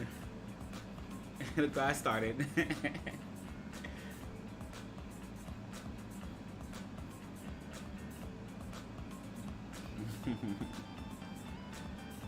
Oh, like the stream too, guys. Hey, make sure you guys are liking the stream, please. It helps. Like the stream.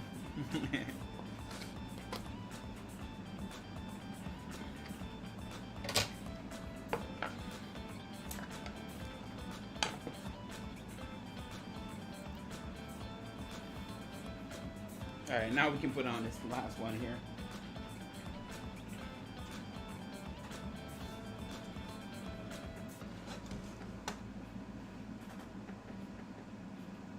Oh my God, you're not even helping. Look, she's actively even assisting you guys of making fun of me. Look at this. Look at this. I'm helping your content. No, yeah, you're helping the content by having him roasting me on live stream. I mean, I don't mind it because I'm gonna laugh, but dang, just throw me out.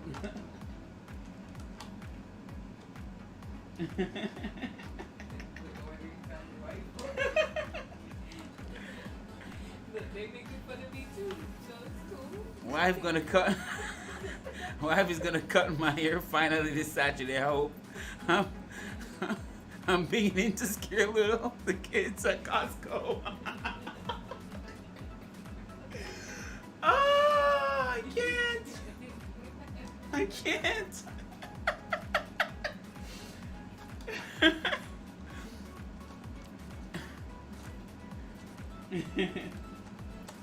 God, I love it. I love it. Y'all made the stream fun. Jesus.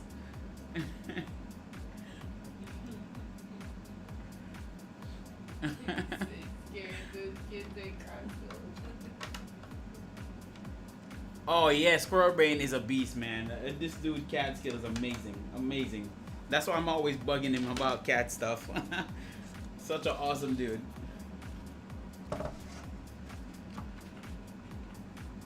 Wife in the background artist for Golden Jaguar on a whiteboard. You're jumping into Chardell? Oh God.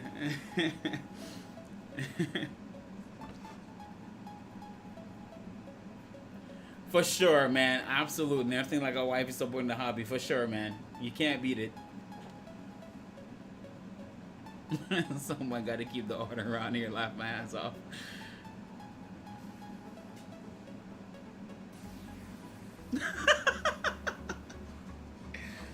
Hey, kids are honest, man. Nick, you know kids are honest. They're brutally honest. They tell you exactly what they think.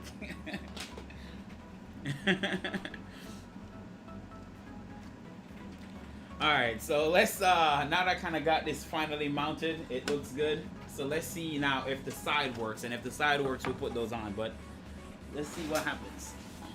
I think we're good now.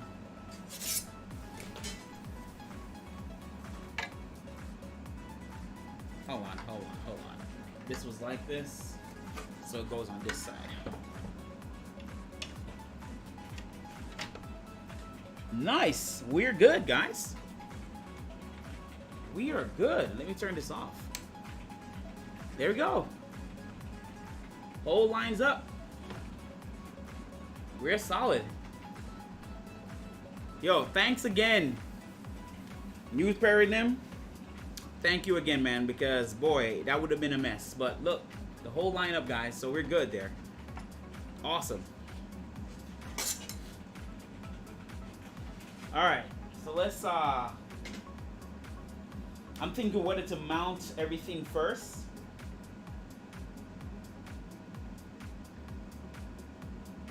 Before we throw it on here. Yeah, let's do that. Let's mount the side pieces first before I throw it on here, just out of precaution, because I don't want to have to pop anything off.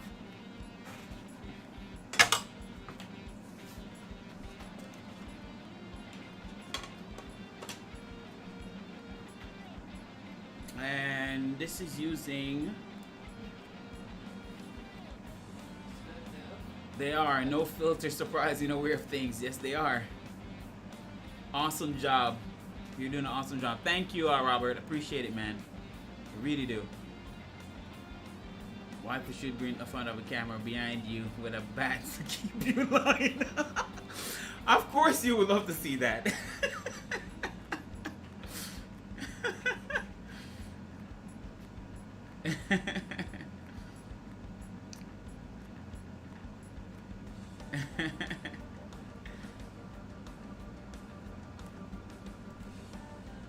Y'all are killing me, boy. Y'all are on it.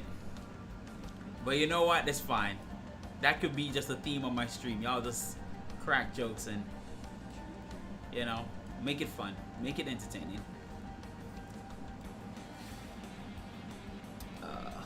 So, from what it looked like, it's using...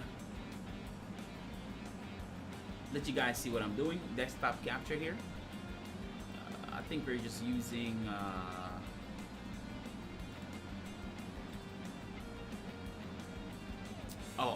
M58s are 16s.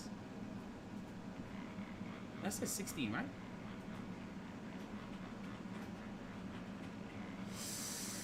Do I have 16 millimeters? You sure? I think it's just to put this in place, the plastic piece in place, but everywhere else should be M510. Okay, I see. I got it.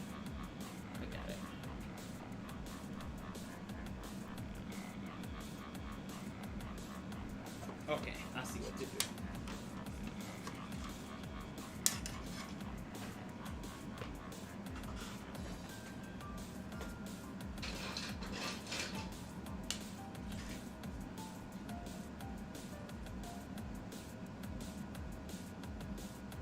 Okay.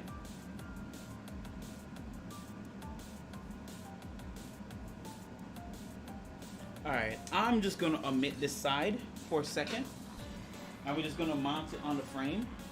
And then we go from there because I have wiring to do. So let's bring him up for a second here. Move this over here.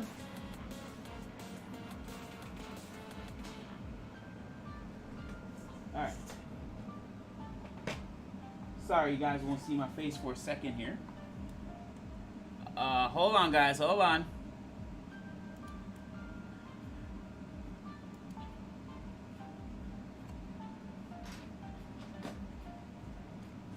Alright.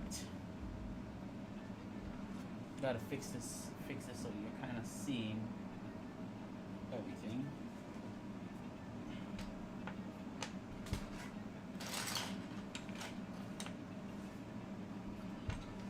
Alright. I need to figure out how we're gonna mount this thing.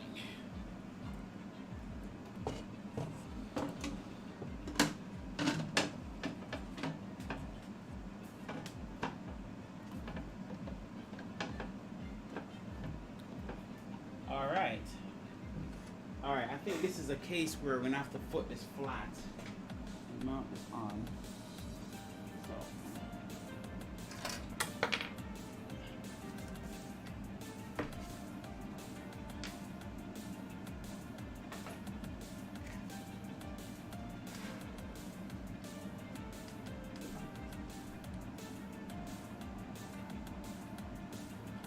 Well, in Dragon Ball, longer ear means more power. So technically, what do you think of the 0G build? Robert, I like the 0G.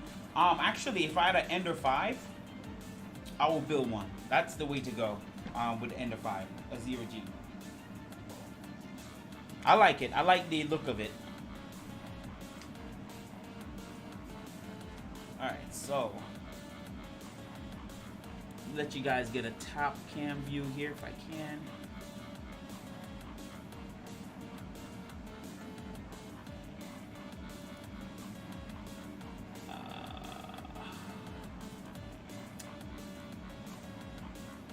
I think I disabled my top cam here.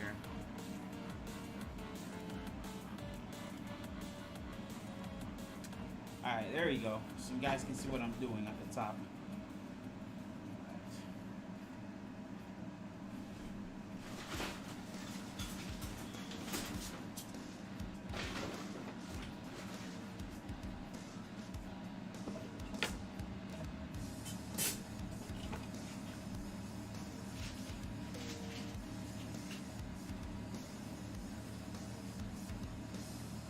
If you look into it, you got one now.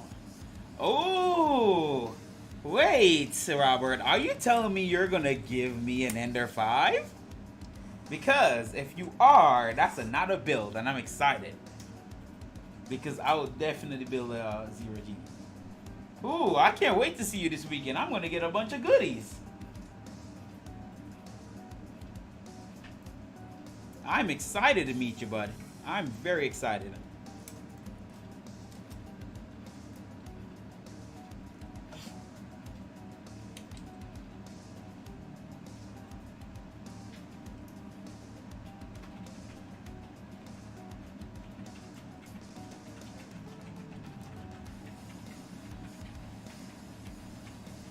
Got to go get some sleep. Take care. Catch you guys next week. All right, cheers, Jose. Thanks for coming through, man. I appreciate you. Get some nice rest. Just got to dust it off. LOL.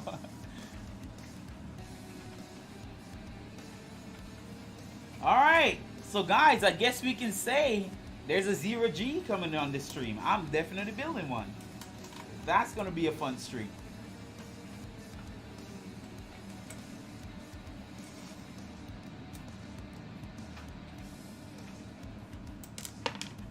Oh, of course.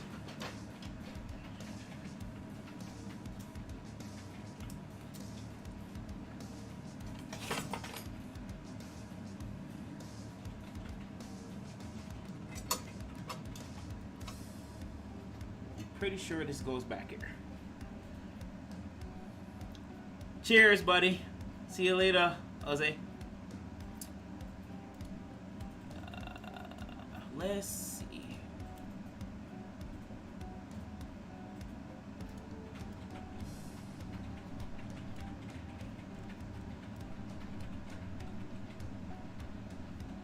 I need to remove this panel so I can see what's underneath it, because I can't see.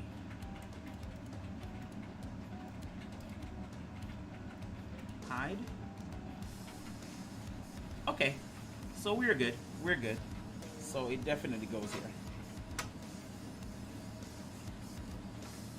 All right.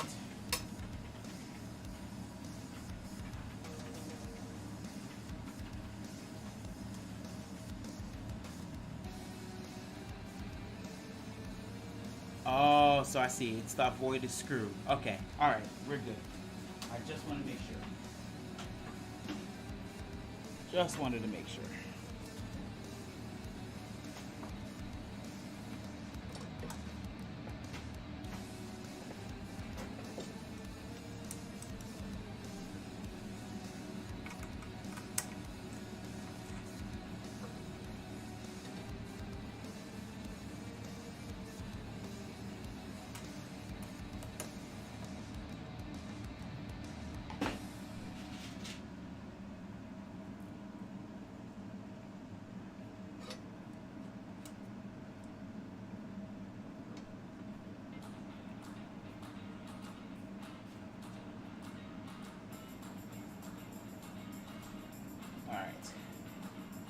So we just need that amount. All right, so this makes it a little bit easier to run because we don't need that much.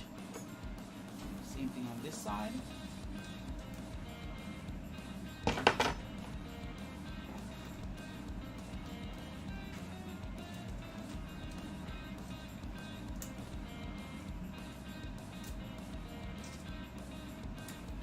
Oh, come on, you need stuff.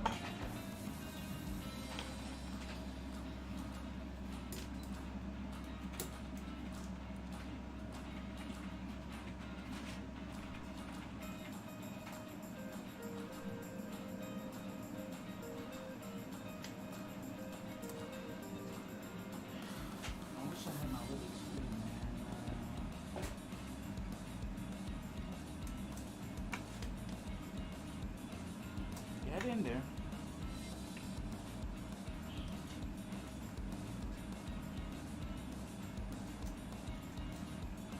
It's being stubborn.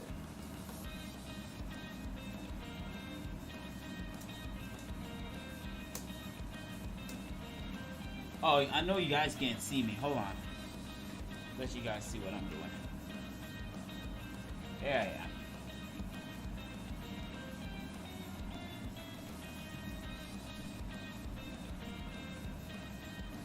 I converted my Ender 5 Pro into a Mercury 1, but still haven't done the Hydra part yet. G0 looks really cool. I might go do one after the Rook 180. How are you liking it so far? I'm saying. I've got a. Hey, 007 FPV. How are you liking the G0s? Because I know that you have a couple of Ender 5. How are you liking that?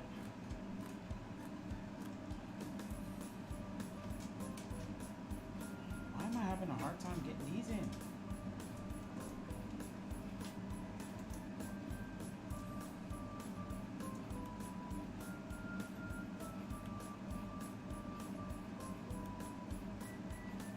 Really struggling to get these ones in. The other side went in so easy.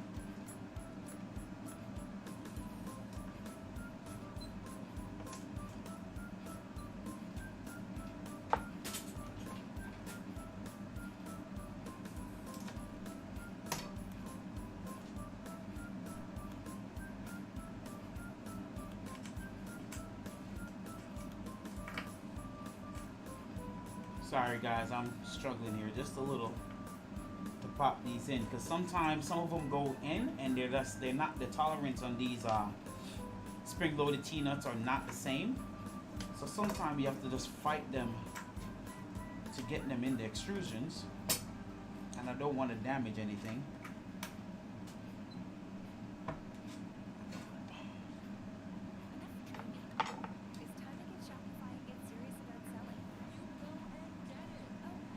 And I had a better tools than this, but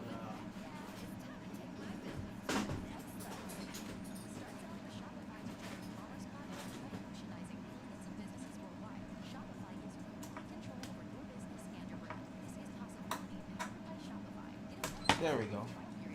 Can't stop that now.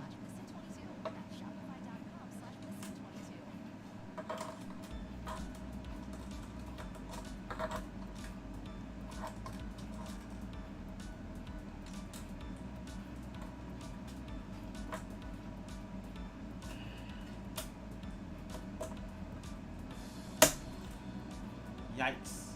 Ooh, that broke. Too much strength. Look, I broke it. That whole tip got broken. Ouch.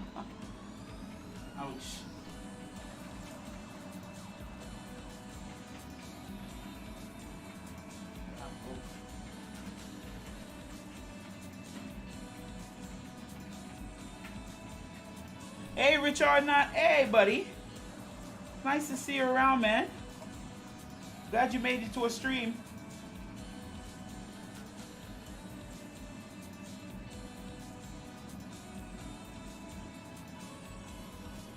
One, two, three, four. 1, 2, 3, 4.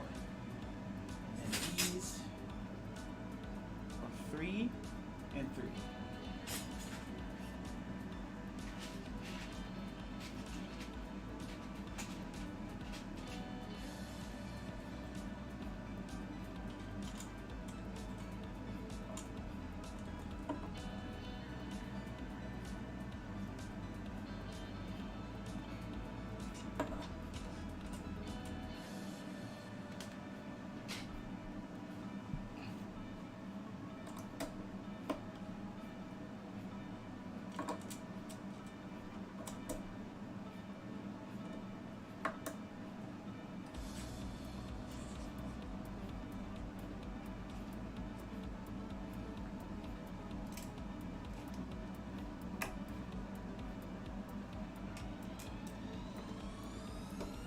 Yeah, some of these spring-loaded nuts are definitely bad. They give you a hard time to get in. Like this one is bad. I can already tell. Yeah, it's not going in.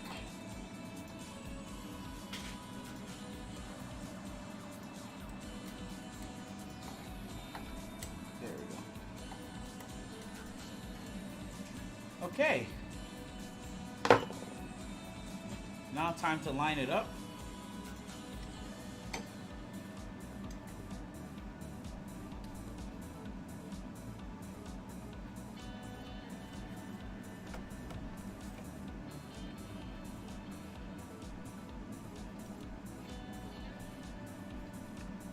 You guys see, I'm just checking the CAD one more time just to make sure not making no mistakes here. Yeah, so it goes this way. All right, so it goes this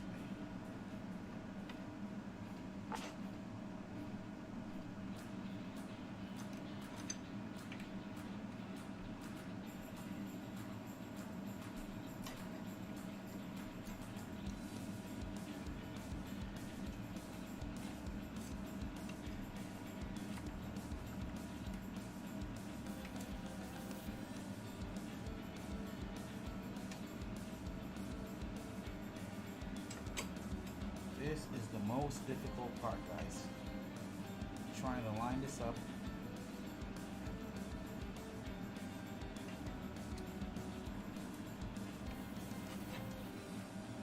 You know, when you think things are just a little easy, it's not. It's the lining up part. Just to make sure everything is in place.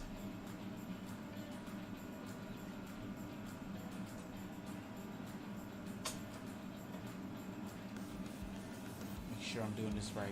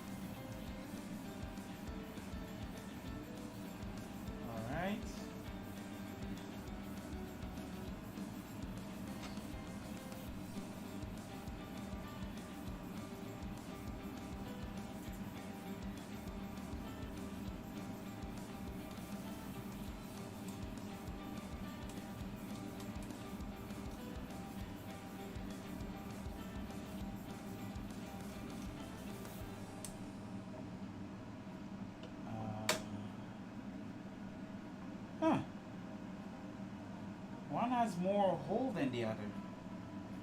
What is that for? Why does one have more? I'm noticing that one of these, I'm not sure if you guys can see that, but this one has more, a little bit more hole than this one. So I'm guessing it has to be on a specific side. You can't just put it on any side. See, always something new. So it has to be on a specific side. And it's for, wait, 1, 2, 3, 4. 1,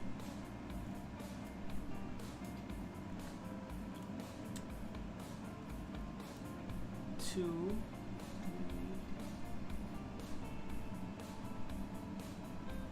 Okay.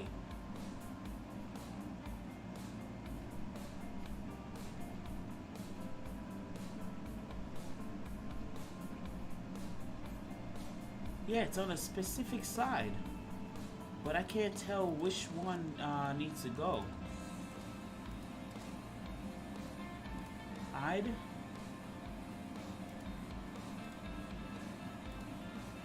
Hide some of these things out the way. All right.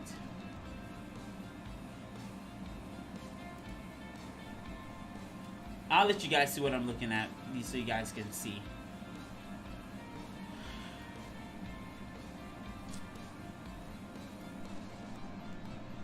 There's one down there. So 1,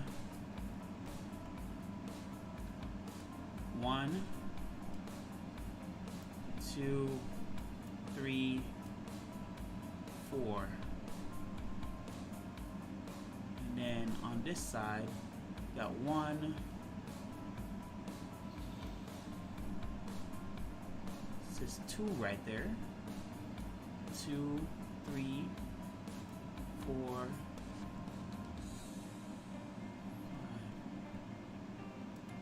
I am still not seeing where this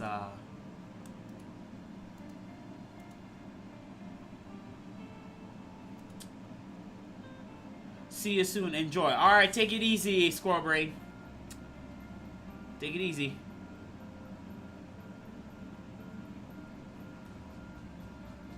Hey Mihi. Gonna say your name. I don't want to butcher your name. Just welcome to the stream, bud. Thanks. The bill is going good, but boy, this is be right back. All right, Robert. This is a little confusing right here.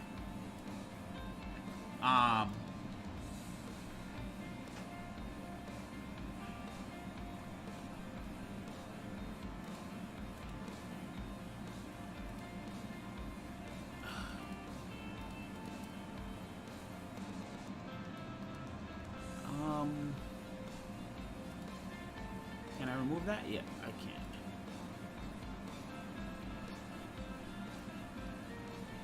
Just try not to mount it in a way where I'm causing myself extra work.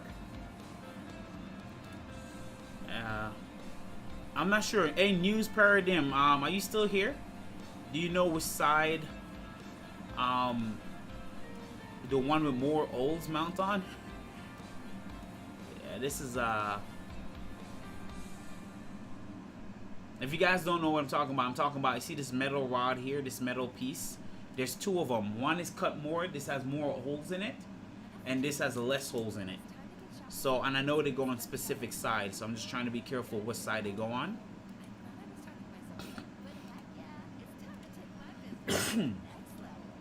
Excuse me.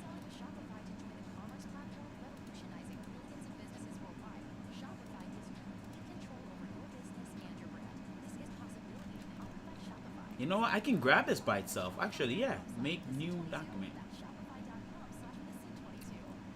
1, 2, 3, 4, 5, 6. Oh, I see what I did, guys. Oh, I got it. I got it now. I got it.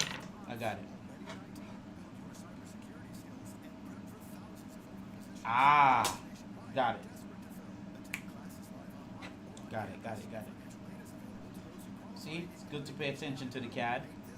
Figured it out. I was like, why does one have more holes? But I just needed to flip it.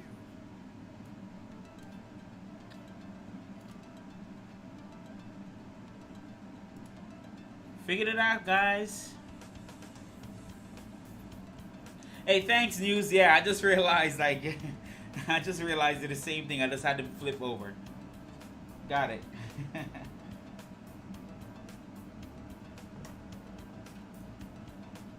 I really appreciate you being here, man, for guidance. Because, yeah, and as much as I like to build mechanically inclined, you still need a little bit of assistance with this.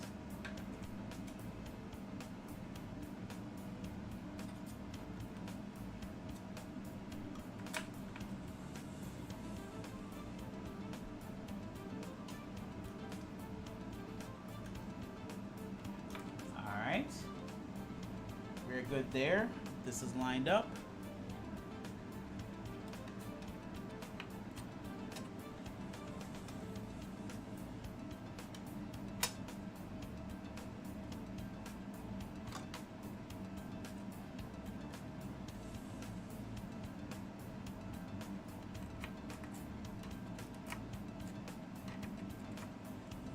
All right, that's lined up. So now it's just there.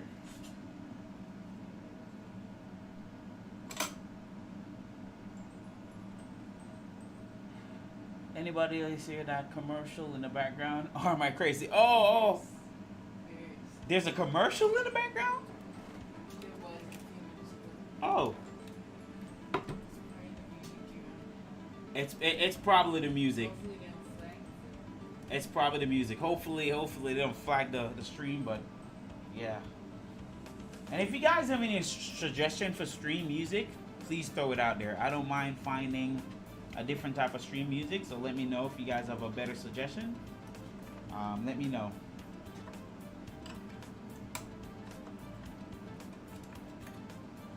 All right. I think we're good. All right, here's the fun part. Trying to make sure it's all lined up and then throwing it on there.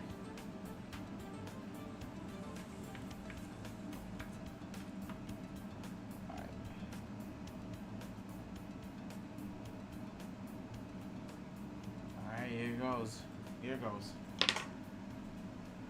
All right.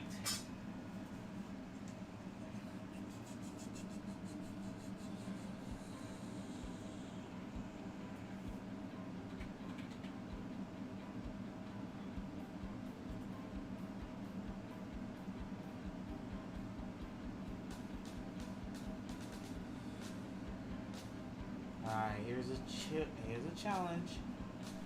To get this thing in there carefully without shifting anything. All right.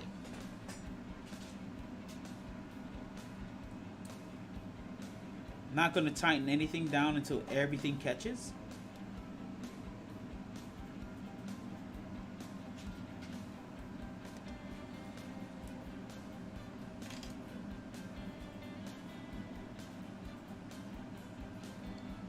There we go.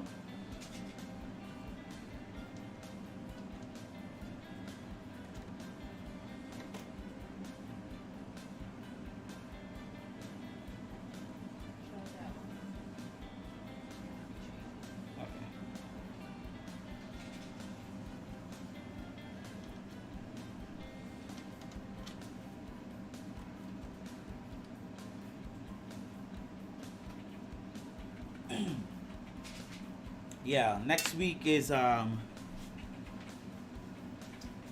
lots of mounting of wiring and all that fancy gizmo. Board, power supply. It should be here by next week. That's gonna be the fun part. Trying to wire this up. Now I'm not gonna add any more panels on this just because you know, there's no need to add them until like we kind of actually get the machine kind of running in somewhat fashion. Then we can kind of finish up, but I won't add any more panels on this. It's gonna be wiring time. So I need to be able to access the wires and stuff. So I won't be putting any panels anymore on this. And like News Paradigm said, I never really needed a side panel on, but if it doesn't give me any trouble, I might leave them on, but if it does, I may take them off. Actually, this is going smoother than I thought.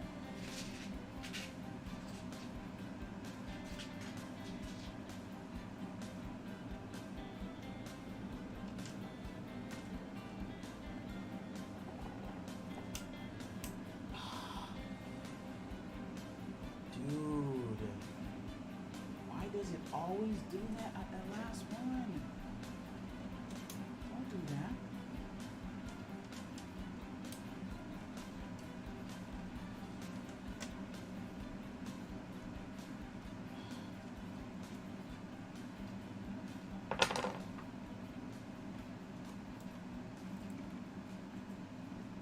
It's there, but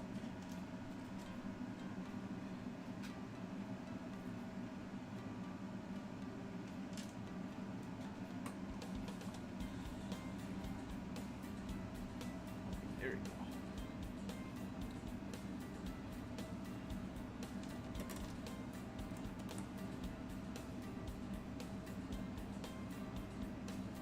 All right. Nice. And then now we just gotta get the center.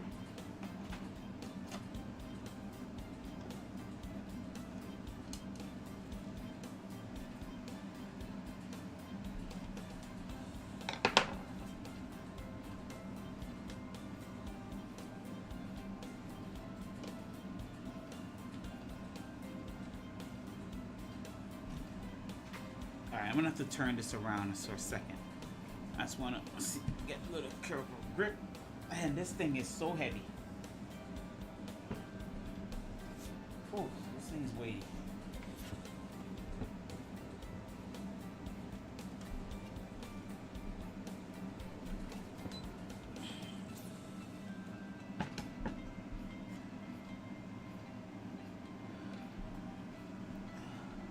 Okay.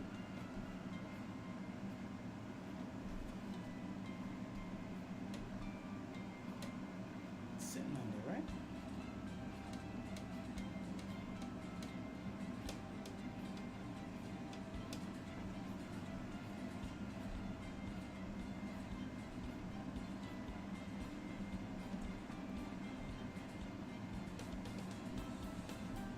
Okay.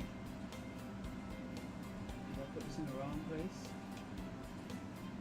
Oh, I see. I see. I'm always making little mistakes, guys. Look at that.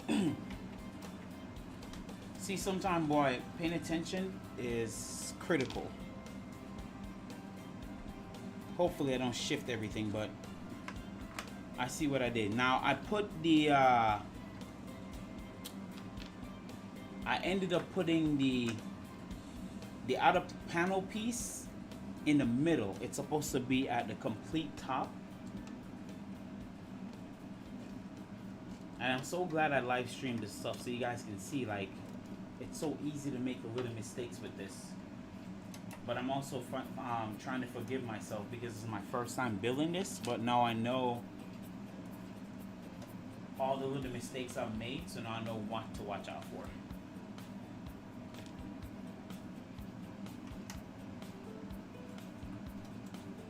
I gotta carefully lift this off, like super carefully, because I don't want to shift anything.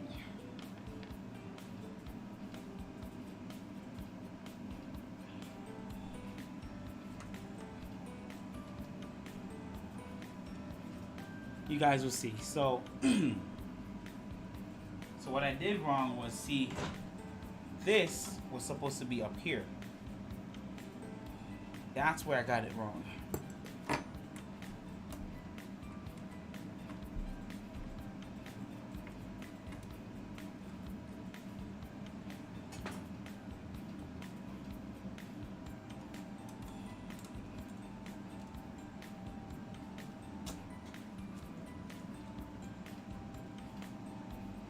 It should be around a 50-pound when done, might be a bit more. Yeah, it's pretty heavy, man. It's pretty weighty. It got some chunk on it.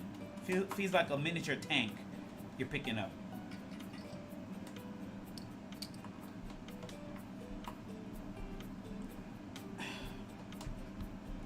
I don't want to, man. Once you put in these spring-loaded T-nuts, they're a sucker to come back out. They do not come back out easy.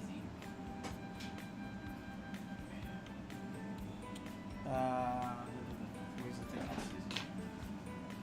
Let's see if I can pop it up.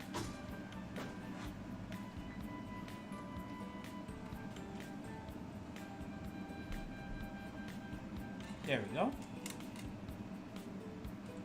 Bent the frame a little bit. I mean, a little trying to get it out, but we got it out.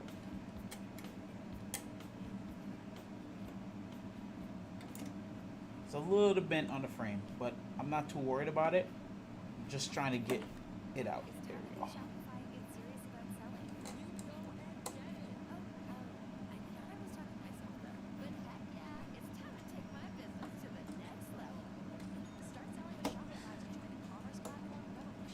I'm out.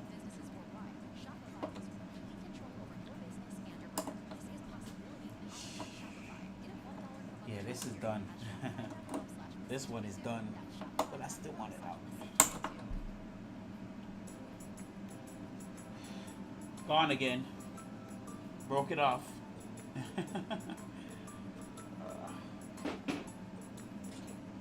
I don't know if I can get this one out, guys. And this is gonna annoy me.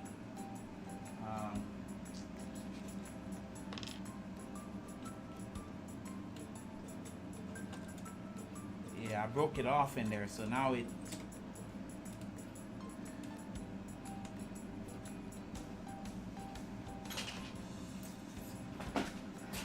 Gotta have something else I can pop it out with.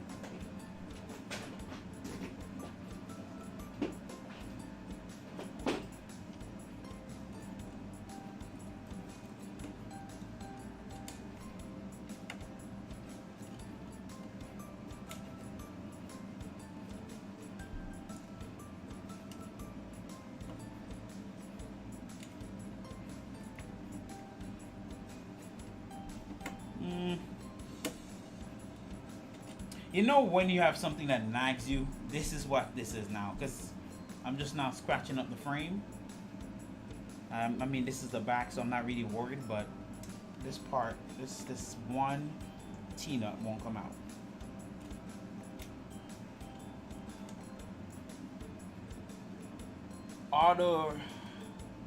Older hip hop, rap, but I like a lot of type of music. Okay.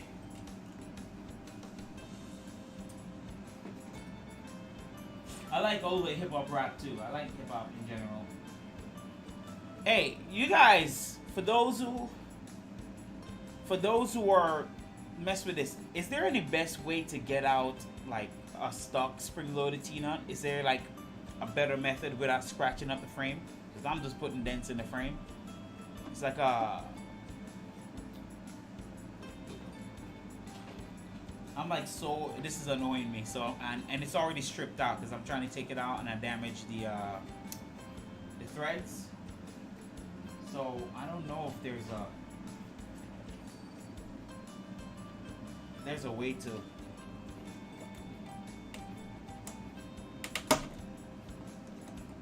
Maybe.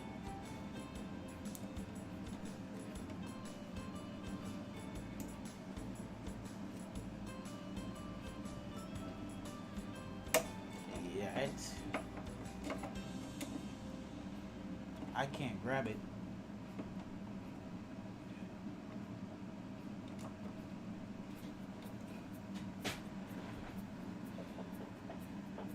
Those I normally can just use an Allen wrench in the screw hole and push towards one side of the extrusion. Sometimes I need to use a small flat blade to help.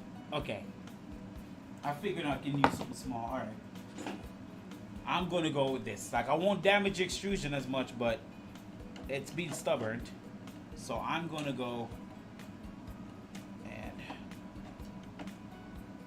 It's gonna come out today. Don't want to damage extrusion in the process. It is bending. We don't want to do that.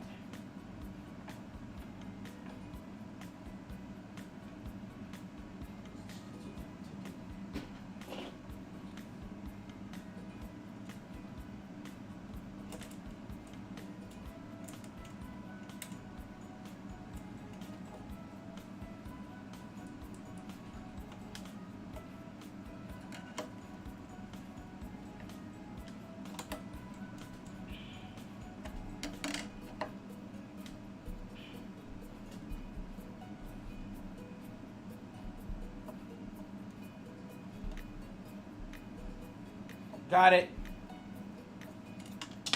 That was a fight, but I got it, guys. Got it out. Oh, man. That was a fight.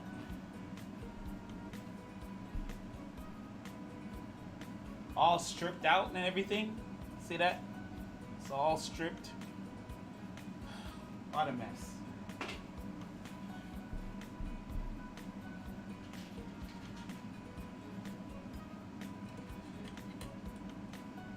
No back onto programming as usual.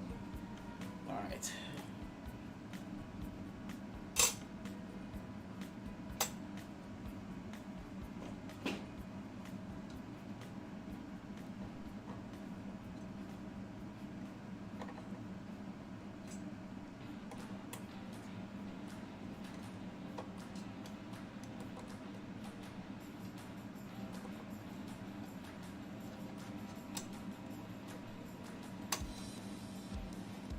All right, so we're good back to rest the top on, nothing shifted.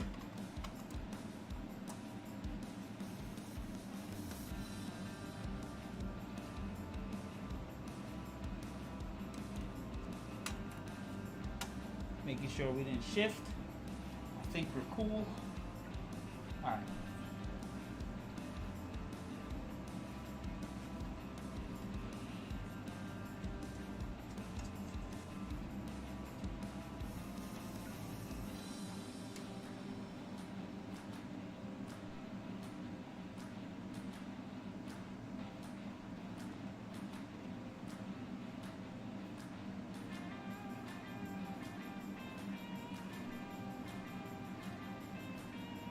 All right, I think we're good.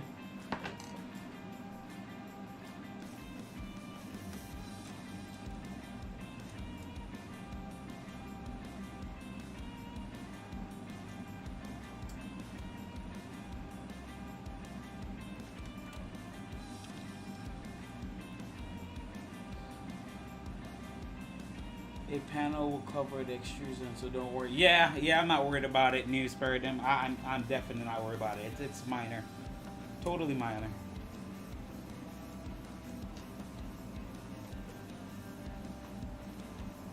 But that was a fight. That was a fight to get it out. That was an actual fight. All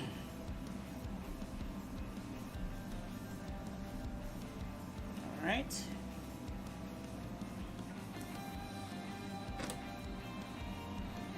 That would have been preventable had I paid attention to realize it was up on this side and not in the center. But again, a lot of preventable mistakes, but it happens.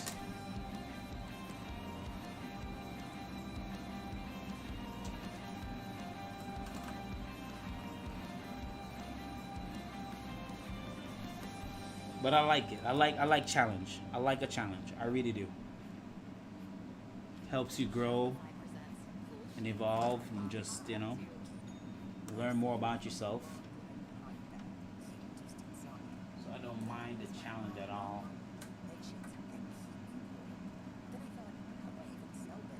All right, so now we can turn it back around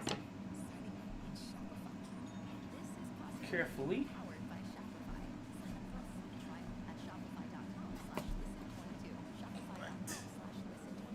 Woo.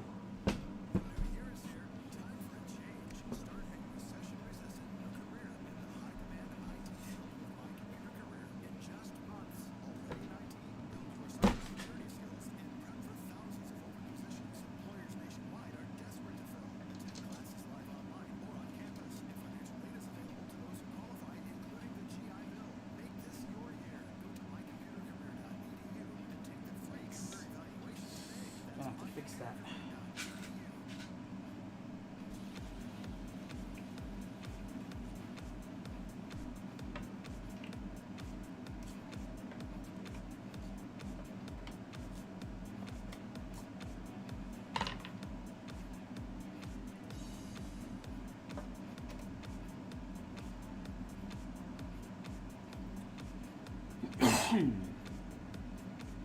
Sometimes you have to move back and forth to figure it out before you rotate it. Listen to everything I love from the oldest country is awesome. Yep, love hip hop. This is pretty hilarious.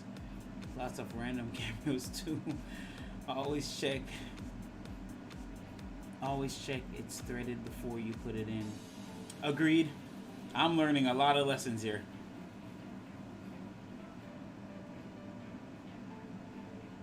If it was a V0.1, you would have been taking the frame apart. Oh, yeah. We're avoiding that. I don't know.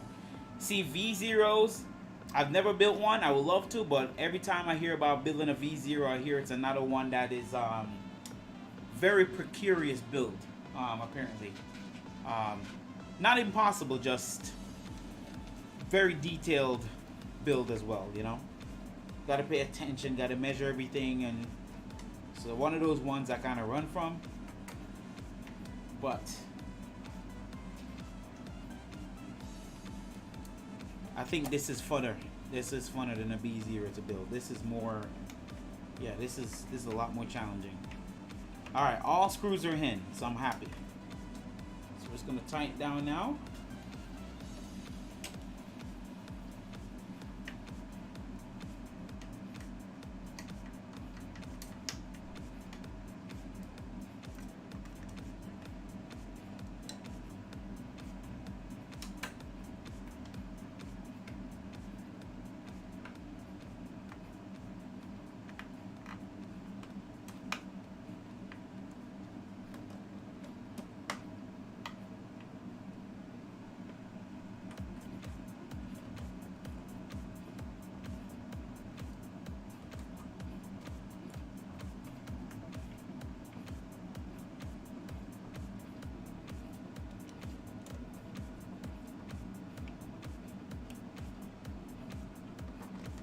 Nice. This is looking good, guys.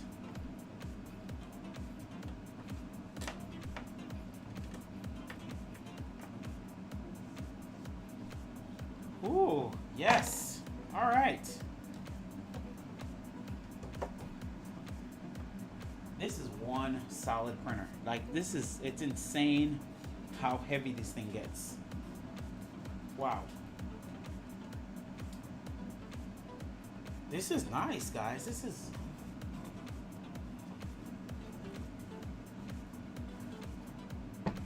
You know what? I like to do a little bit more. I just want to feel official for a second. Just entertain me for a second. I want to feel official.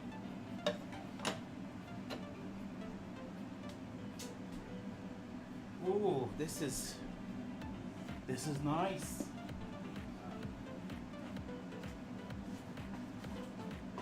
You understand the feeling of just almost close to the finish line, but not quite there, but you're so close.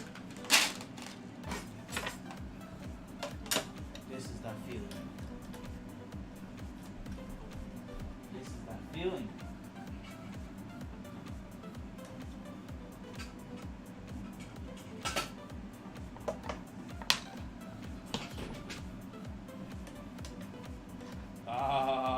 Yes. It's starting to look like a backpack. A little bit. Just a missing backpack though.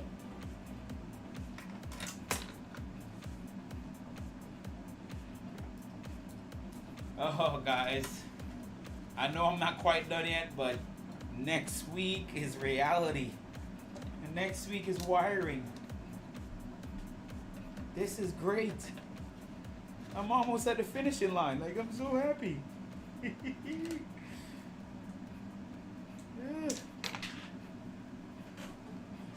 That accomplishment feeling is kicking in again. Like, yes.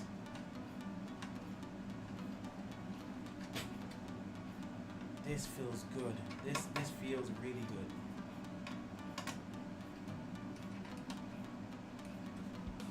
Ah, that looks. Oh, guys, I'm like sitting here tripping, but I'm just excited. It's what it is. I'm excited. All right.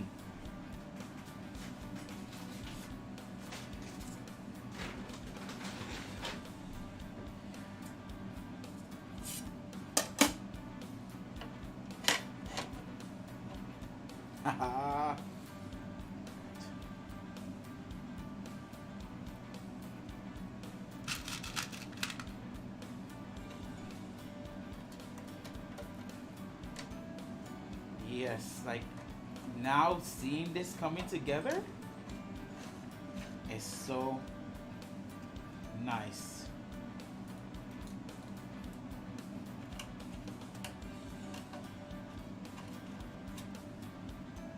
Like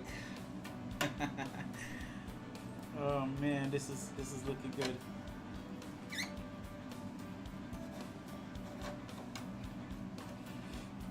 And no problem screwing it in because everything was lined up. So thank God for that STL that allows you to cut your thing square because yeah.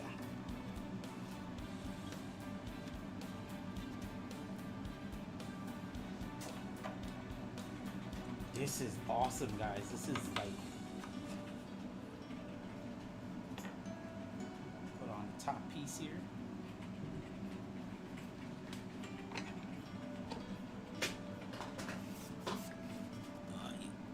Oh, there we go.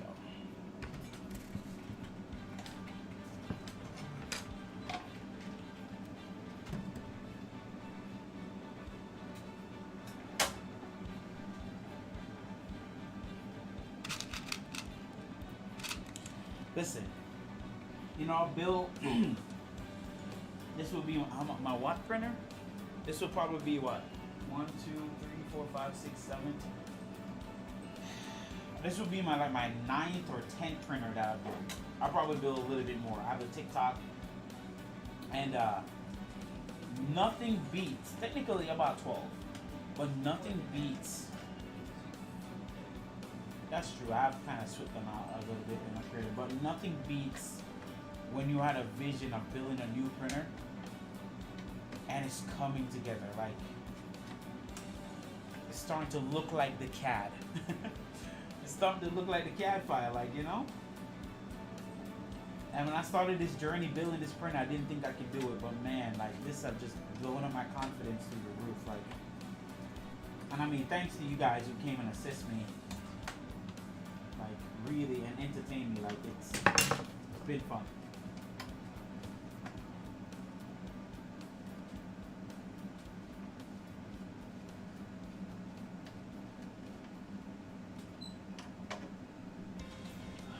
Yes.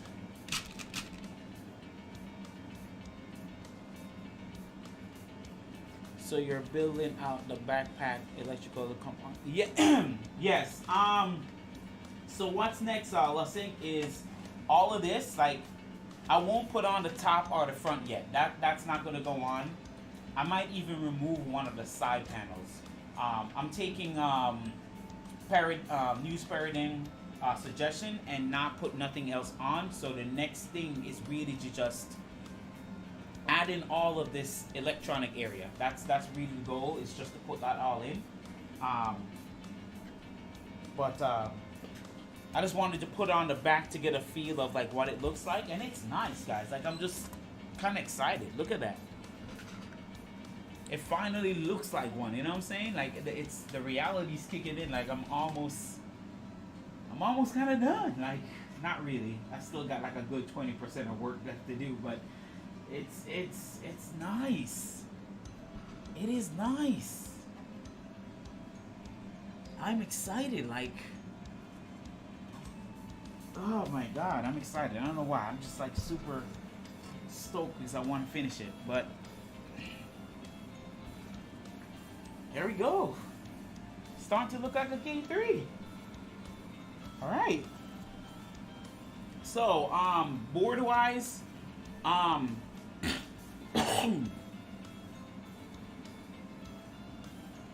I think there is some decent royalty-free music designed for YouTube streaming. Any type of music is fine.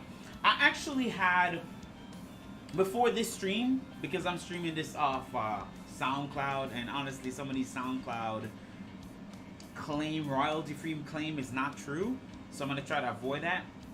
I was using YouTube. There were some YouTube videos that had like 4-hour long, 5-hour long, just royalty-free stream that I was using, but I didn't want you guys getting tired of it. But then I noticed on Steve's stream, like, he kind of used similar music all the time, so, and you guys don't mind it, so I'm probably just gonna stick to one that just works, and just to give a background noise. So all right, so I want to do a few more things before you guys go, because I kind of want to push the limits here and try to install some things. So let's see if we can get like the motherboard installed, just a few little knickknacks that I have that I want to knock out. So next week we're just doing majority of the work with this wiring. So trying to see if I can get you guys in a good position where you guys can view what I'm doing up here. All right, let you guys see that. So I'm just gonna go ahead and figure out the board mounting. So in this case, I'm gonna be using a SKR octopus board. I think that's the one I'm going with this build. I think I'm so used to it anyways. I'm gonna go with that view, so I'm gonna pop that out.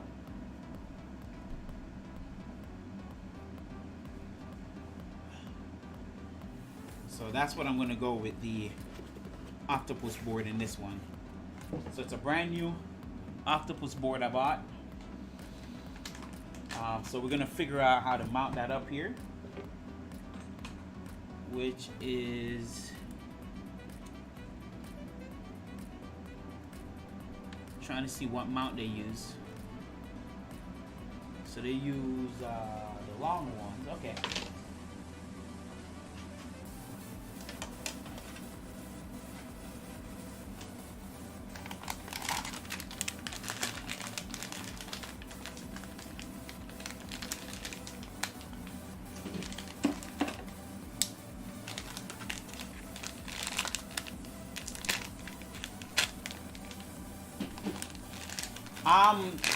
I know this uses sensorless homing to set up this, so you know, again, I've set up sensorless homing so much now that it's not a problem. Hold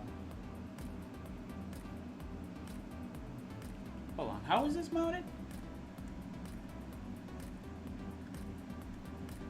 Okay,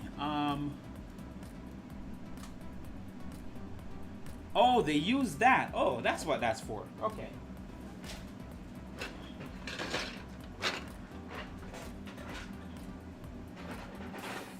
That's what this is for.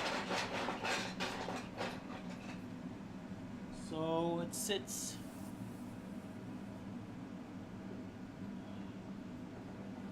So it sits like this.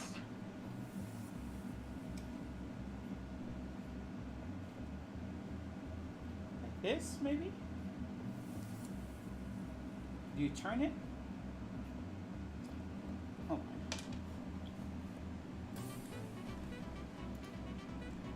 Let's get rid of the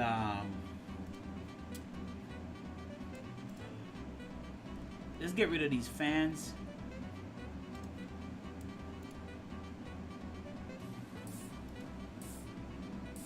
And the board.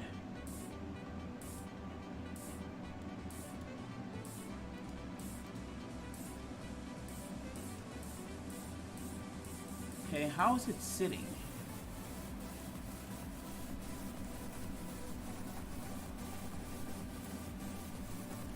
I mean, what is it hooked to? I don't understand that.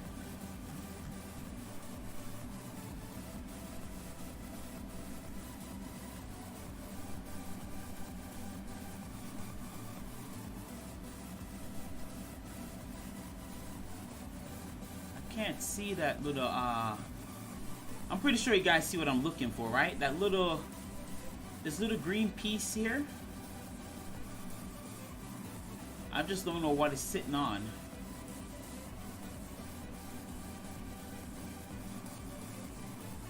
Oh, it's like a little lip.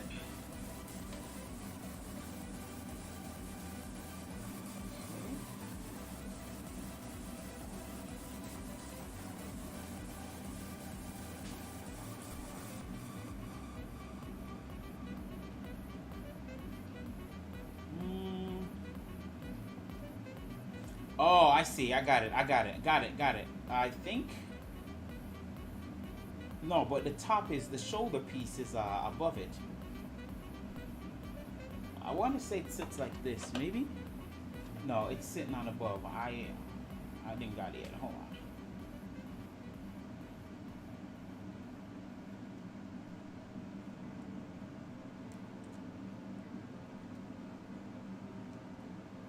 But it's not sitting in place. It's just sitting above. Did I print the wrong piece? Yeah, I'm thinking it looks like you twist it, but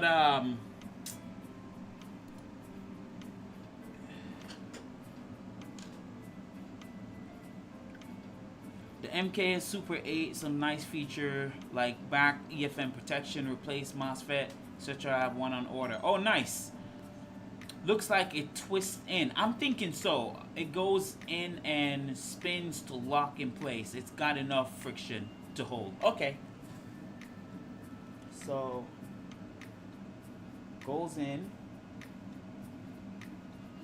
So like,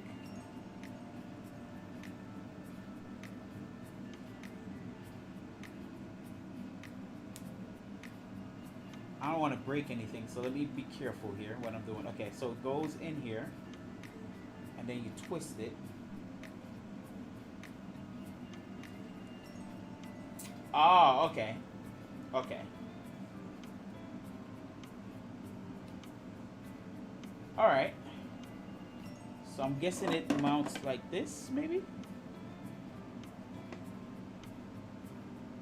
Okay, so the board is elevated. I got it. I see what it does. Alright, I got it. I understand.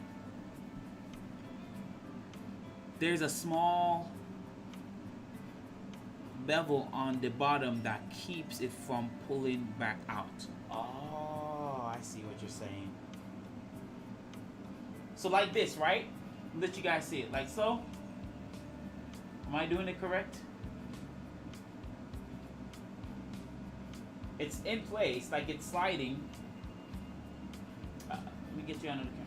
It's sliding, but I'm not sure if that's the correct way. Is that correct? Just want to make sure before I mount the board.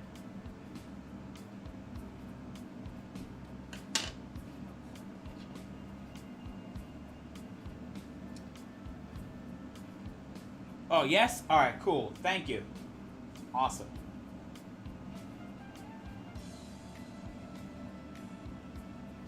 So we'll just do the other one here.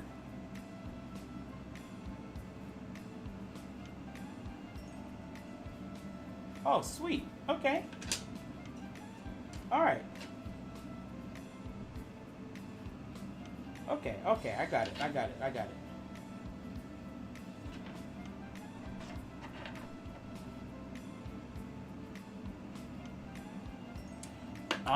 You know,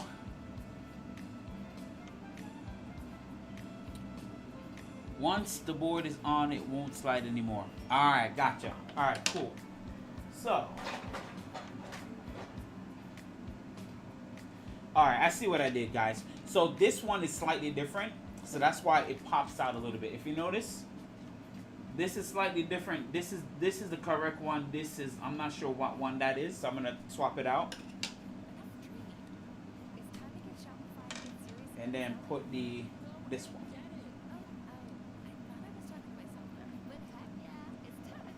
How did I do it again? Just twist it.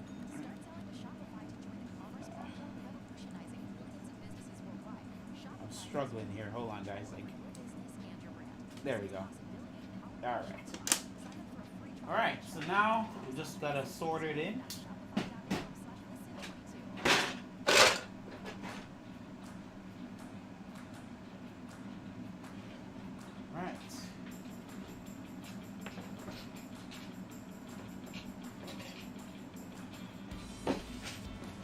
This is fun, guys. Like, this is really fun.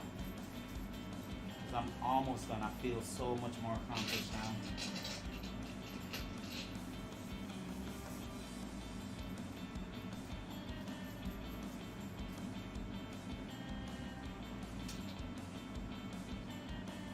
Alright, let this heat up.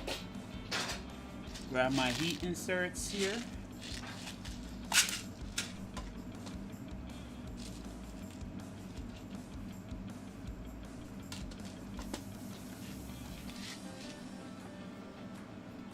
Oh, sweet.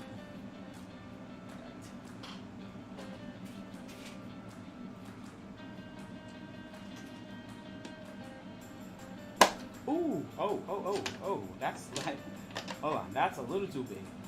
That slid right through. Hold on.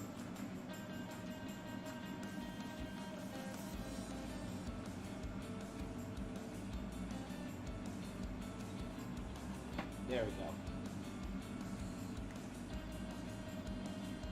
That slid right through. Hold on. My bad. That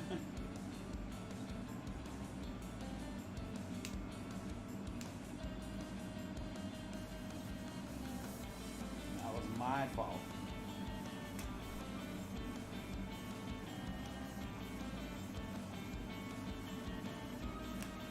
I'm out.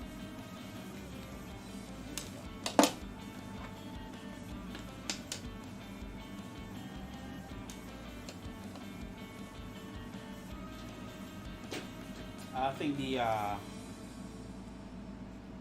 the inserts here are too tiny for this. The hole is much bigger, so I need a wider diameter inserts for this.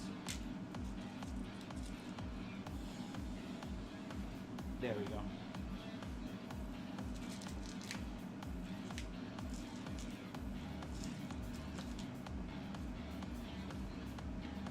That's it.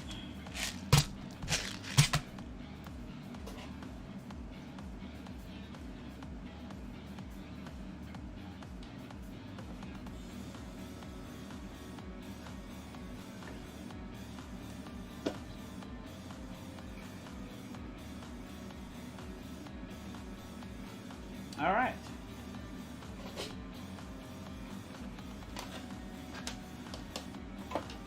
And I'm guessing this needs insert too, where the board, where this goes. Yes, it does. Of course it does. Of course it does.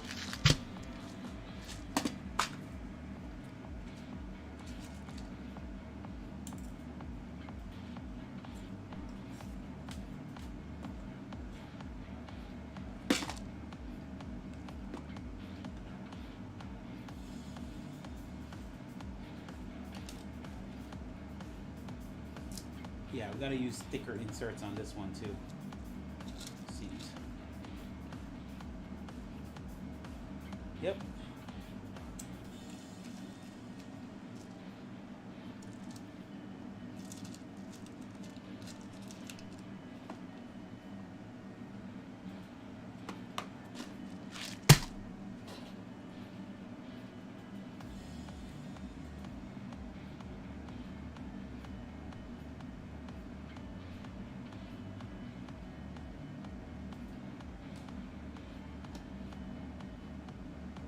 Like, what I love about the Annex engineering guys too,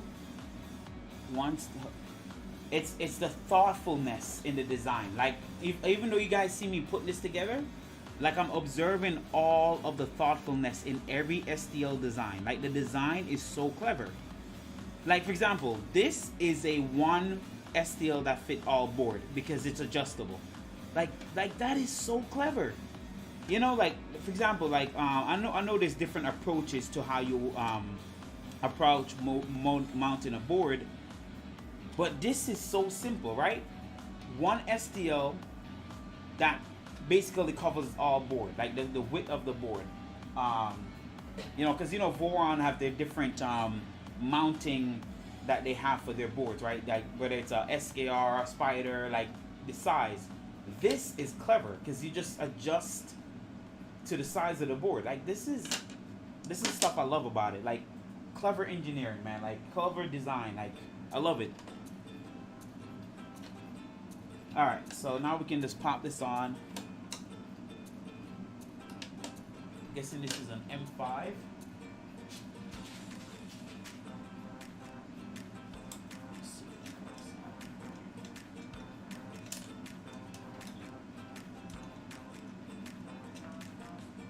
Oh, I can actually put you guys up here and let you guys see what I'm doing. That was the purpose of this. If I can. If I can. Let you guys see what I'm doing.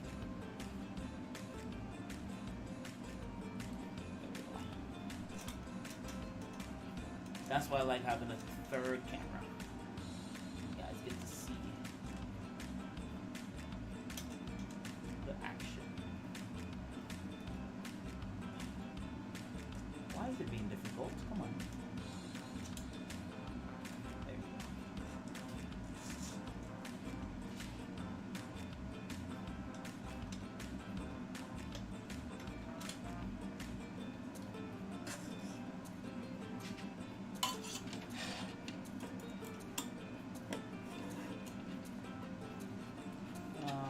This is probably an M8, I'm assuming.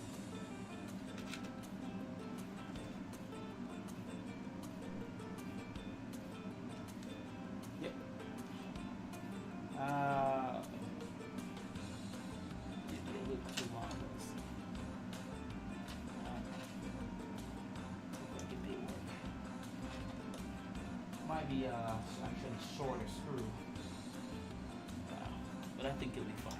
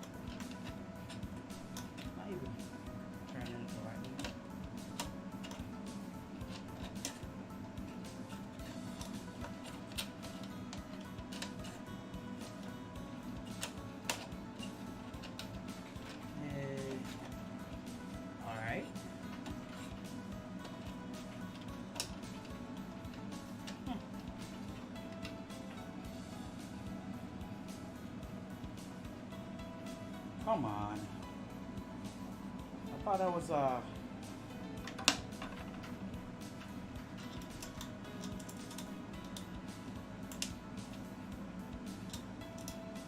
maybe this is the wrong size nope, it's the right size. So I don't know why it was fighting me to get in there.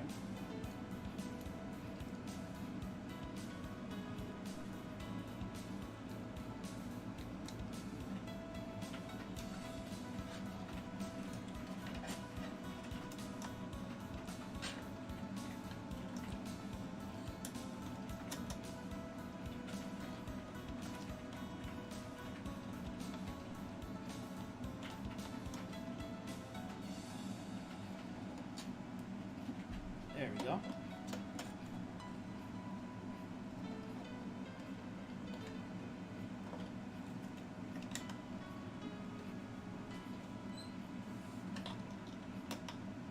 Loosen it up a little bit so I can shift it where I need it. Same thing for the other side.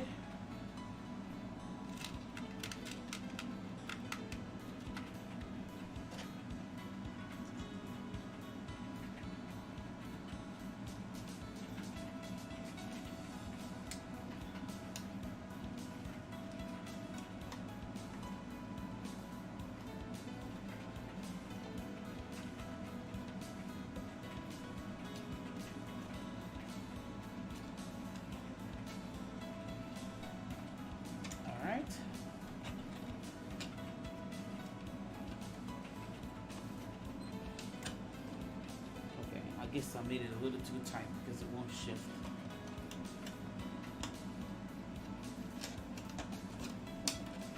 There you go. All right.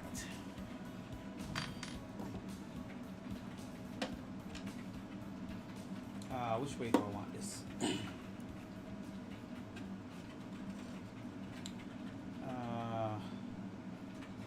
Just keep it this way.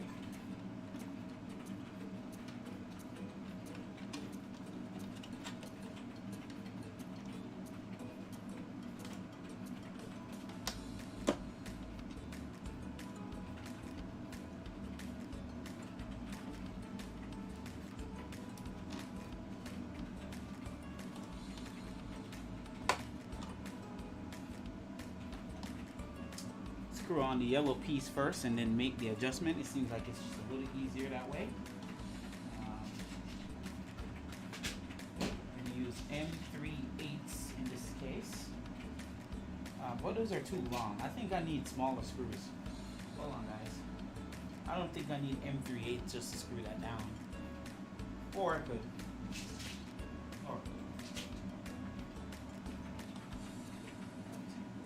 Now, would you guys suggest a washer? Using a washer? You think a washer will help here? I'm probably going to use washers. I'm going to opt for washers. Just for safety.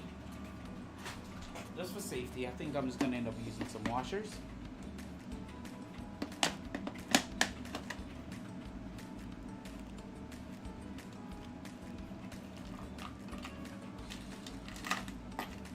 Just for the safety aspect. Maybe some washers to make it cleaner.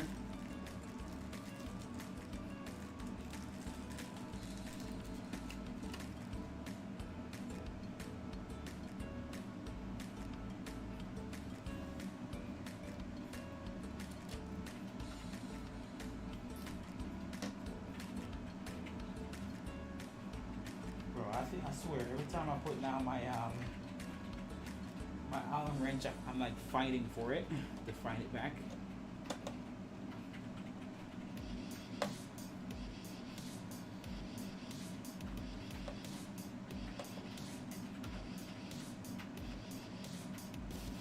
Yeah, I think the washer looks nicer. Just adding in the washer makes it just look more professional. It's not bare screw on the exposed copper.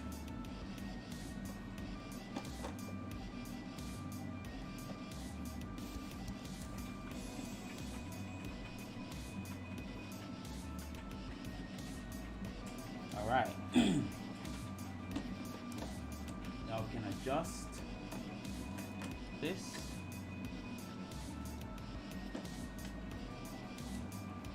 Adjust this as well. There we go.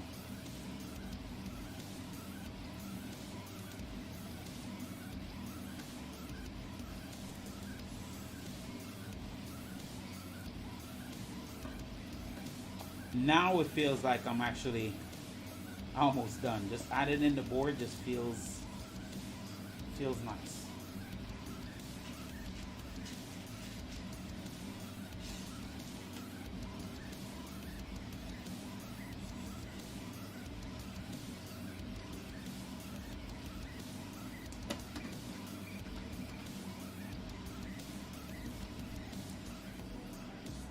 All right, look at that.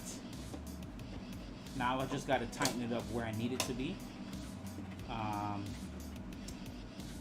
Give myself some room, so I may just do it in the center. I think it looks nicer, and then maybe just come over a little bit more because I know the SSR sits somewhere over here. So I'll move it over there just a little bit.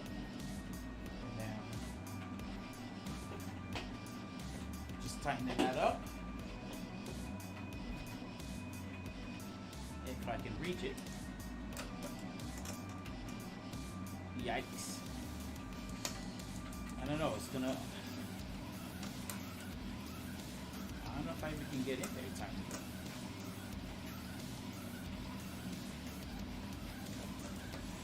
Hey, were you supposed to just line up the tighten it first before you put the board in?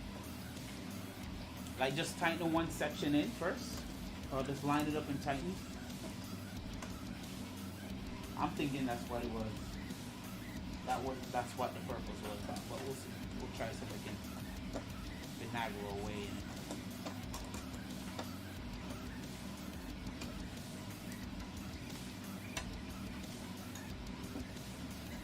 Still turning, so that works. This one's a little bit more awkward to turn, but yeah, it wants to turn a little bit.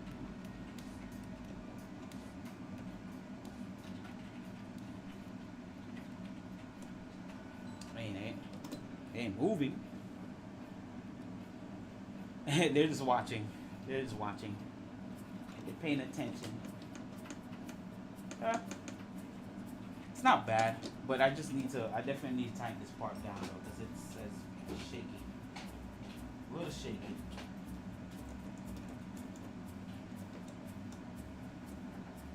I don't like that though, because that's gonna bother me. Like right there alone, that's gonna bother me. So, and in order to get it tight, I might have to just leave it where it's at and hey Robert, thank you, man. I appreciate you, buddy. I really do. Alright guys, here's what I'm gonna do. I know I'm repeating, but my OCD is kicking in. Absolutely is. And I'd rather have this thing a little tight so it doesn't shift.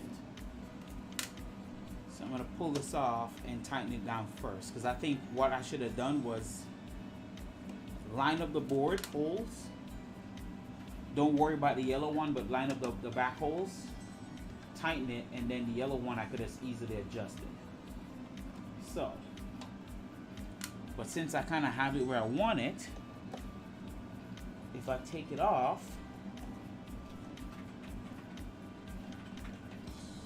it's okay because it's already in place of where I need it.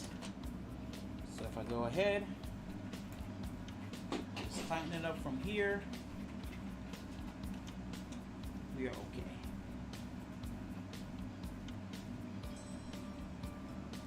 There we go.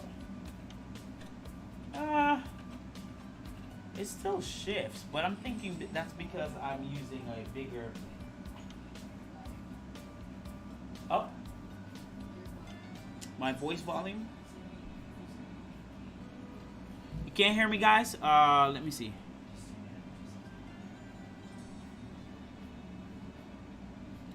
Oh, okay. Let me turn myself up a little bit. See if you can hear me now. You should be able to hear me really well now. Yep, you should be able to hear me now, yeah. Alright, I think I was using too big of a screw. So it's making it loose. And, that's making me being uncounterproductive here. So let me go for smaller screws.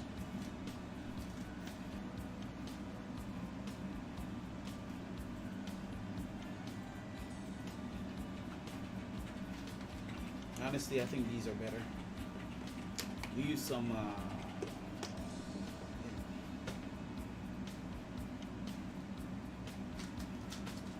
these.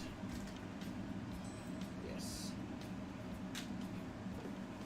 I should have been using smaller screws from day one. So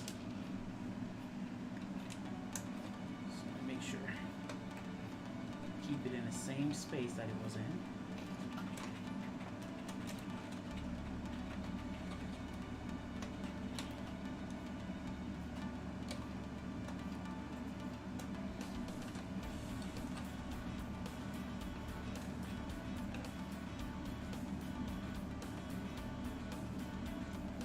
That's fine. Sounds fine to me. Loud and clear. Much better. Oh, sorry guys. I wish I knew and I would have turned myself up a little bit. Sorry guys. Yeah, just let me know if I sound good or sound is good. Just I want to just make sure that it's comfortable for you guys. I don't mind making that adjustment for you guys.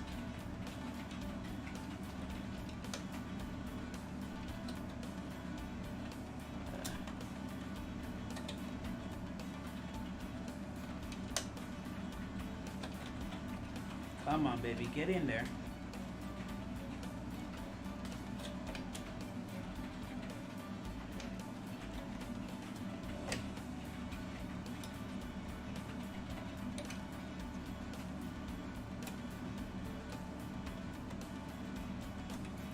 Come on, grab it.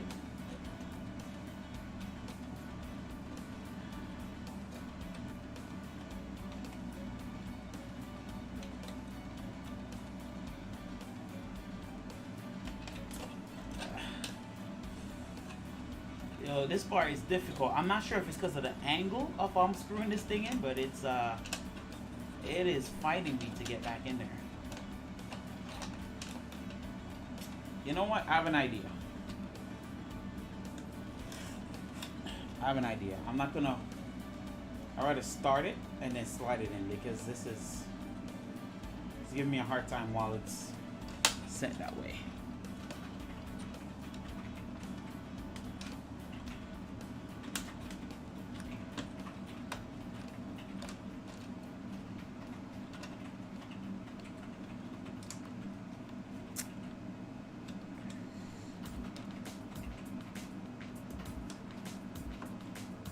Come on, behave yourself. Go in there.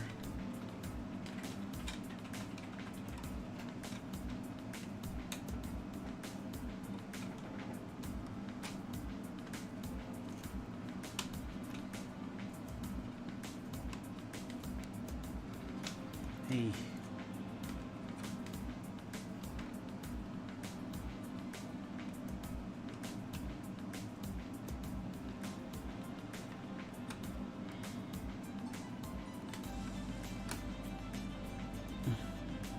There we go. Wow, that was giving me a hard time to do.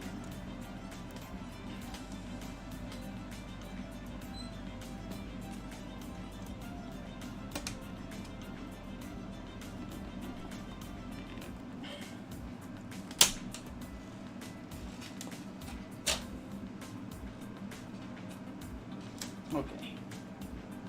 Now we just gotta line it back up like we had it.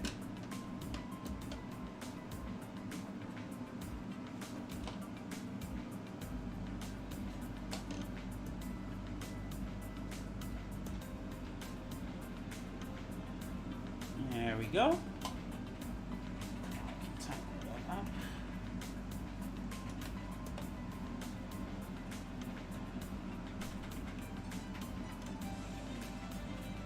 All right. That's much tighter. Make sure we're in accordance here still.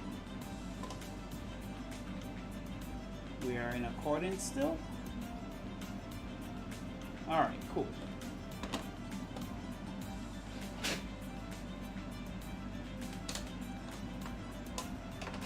Unscrew this.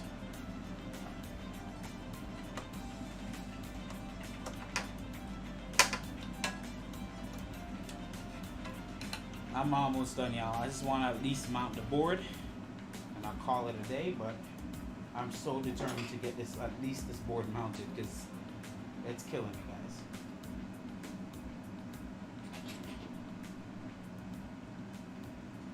But this was a nice productive stream. I feel very accomplished. You guys made it fun.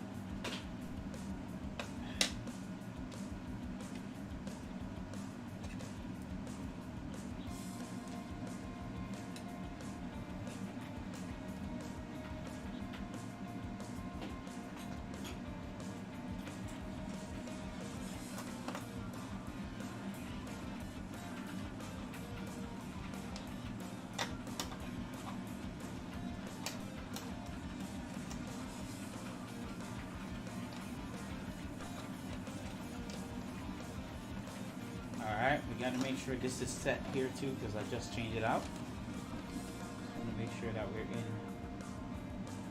accordance once again. Shift down a little bit.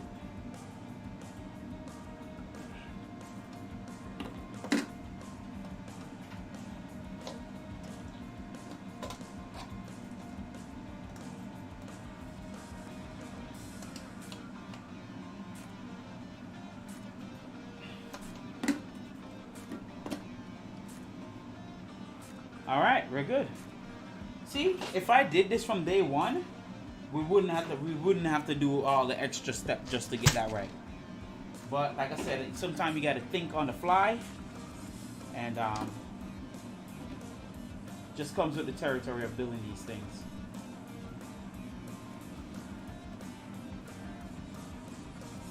Comes with the territory, guys.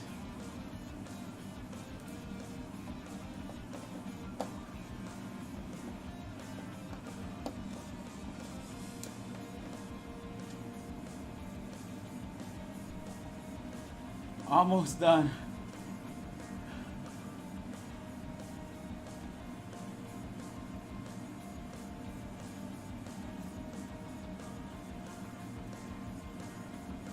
I like the black and yellow silver contrast. It's coming together nicely. Appreciate you, Nick. Yeah, I'm excited for it. Like, I can't wait to configure this thing on stream, wire it up on stream, so I know for a fact I completed this on full stream. Like, I'm so excited.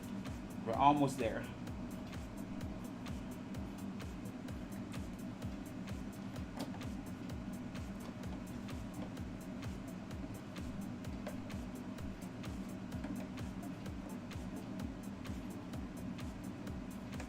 All right. One more.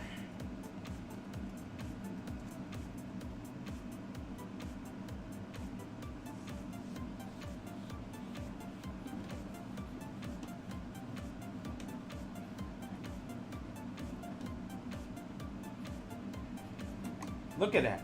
Now it's sturdy. I mean, you can still lift it, but it's sturdy. It's not shifting like it was before, so. Whew. We did it. We did it. Nice progress. So we got the back on. Everything is nice and tight. Nothing is flimsy. I'm making sure this didn't touch anything. I think we're good.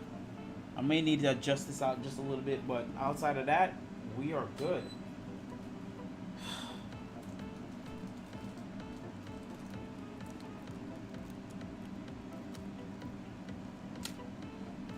Wow. So, guys, it's looking good. I'm so excited. I know it doesn't show my voice, but I'm thrilled. Like, I'm super, super... man, this was 1 year ago. This was the goal 1 year ago, to build this printer, and now I'm building it. Like, I still haven't even realized I'm building this sucker, but I am super stoked. Okay, so we got the board in. So next week, stream before I stream. So I'm gonna prep. Now this is where I'm gonna really do some serious prep work.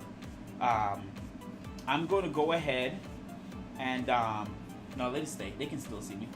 So what I'm gonna do next week, I'm gonna go ahead and, just like I mount the board, I'm gonna mount the SSR in the background. I mean, it's just an SSR, so I'm gonna do some mounting, so that way all we gotta focus on is just wiring up everything.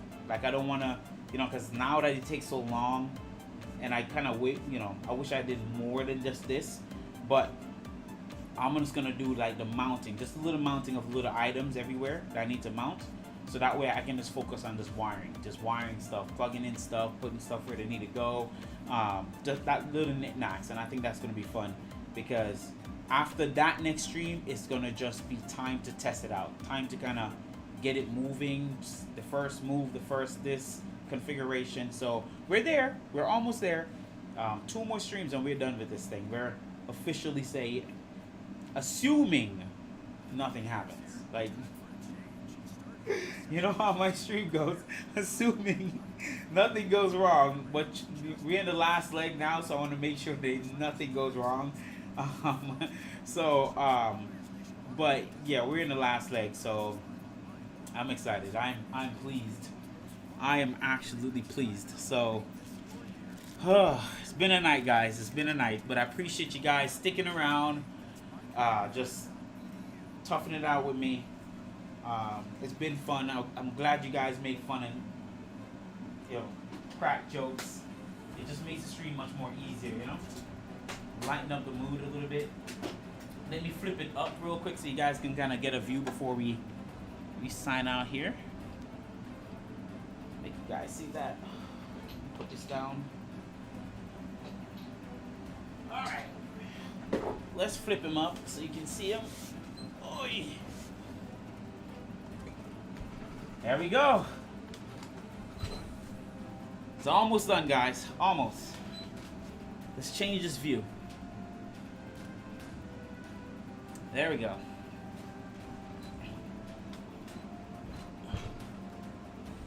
Hey, that Batman look nice. I mean, you can't see it. You can't see the Batman all the way, but it still look nice in the background, you know? It still kind of look clean. I mean, the metal is in the way, but it's still saying something. It still looks cool. It still looks cool. So yeah, I'm excited. I am thrilled.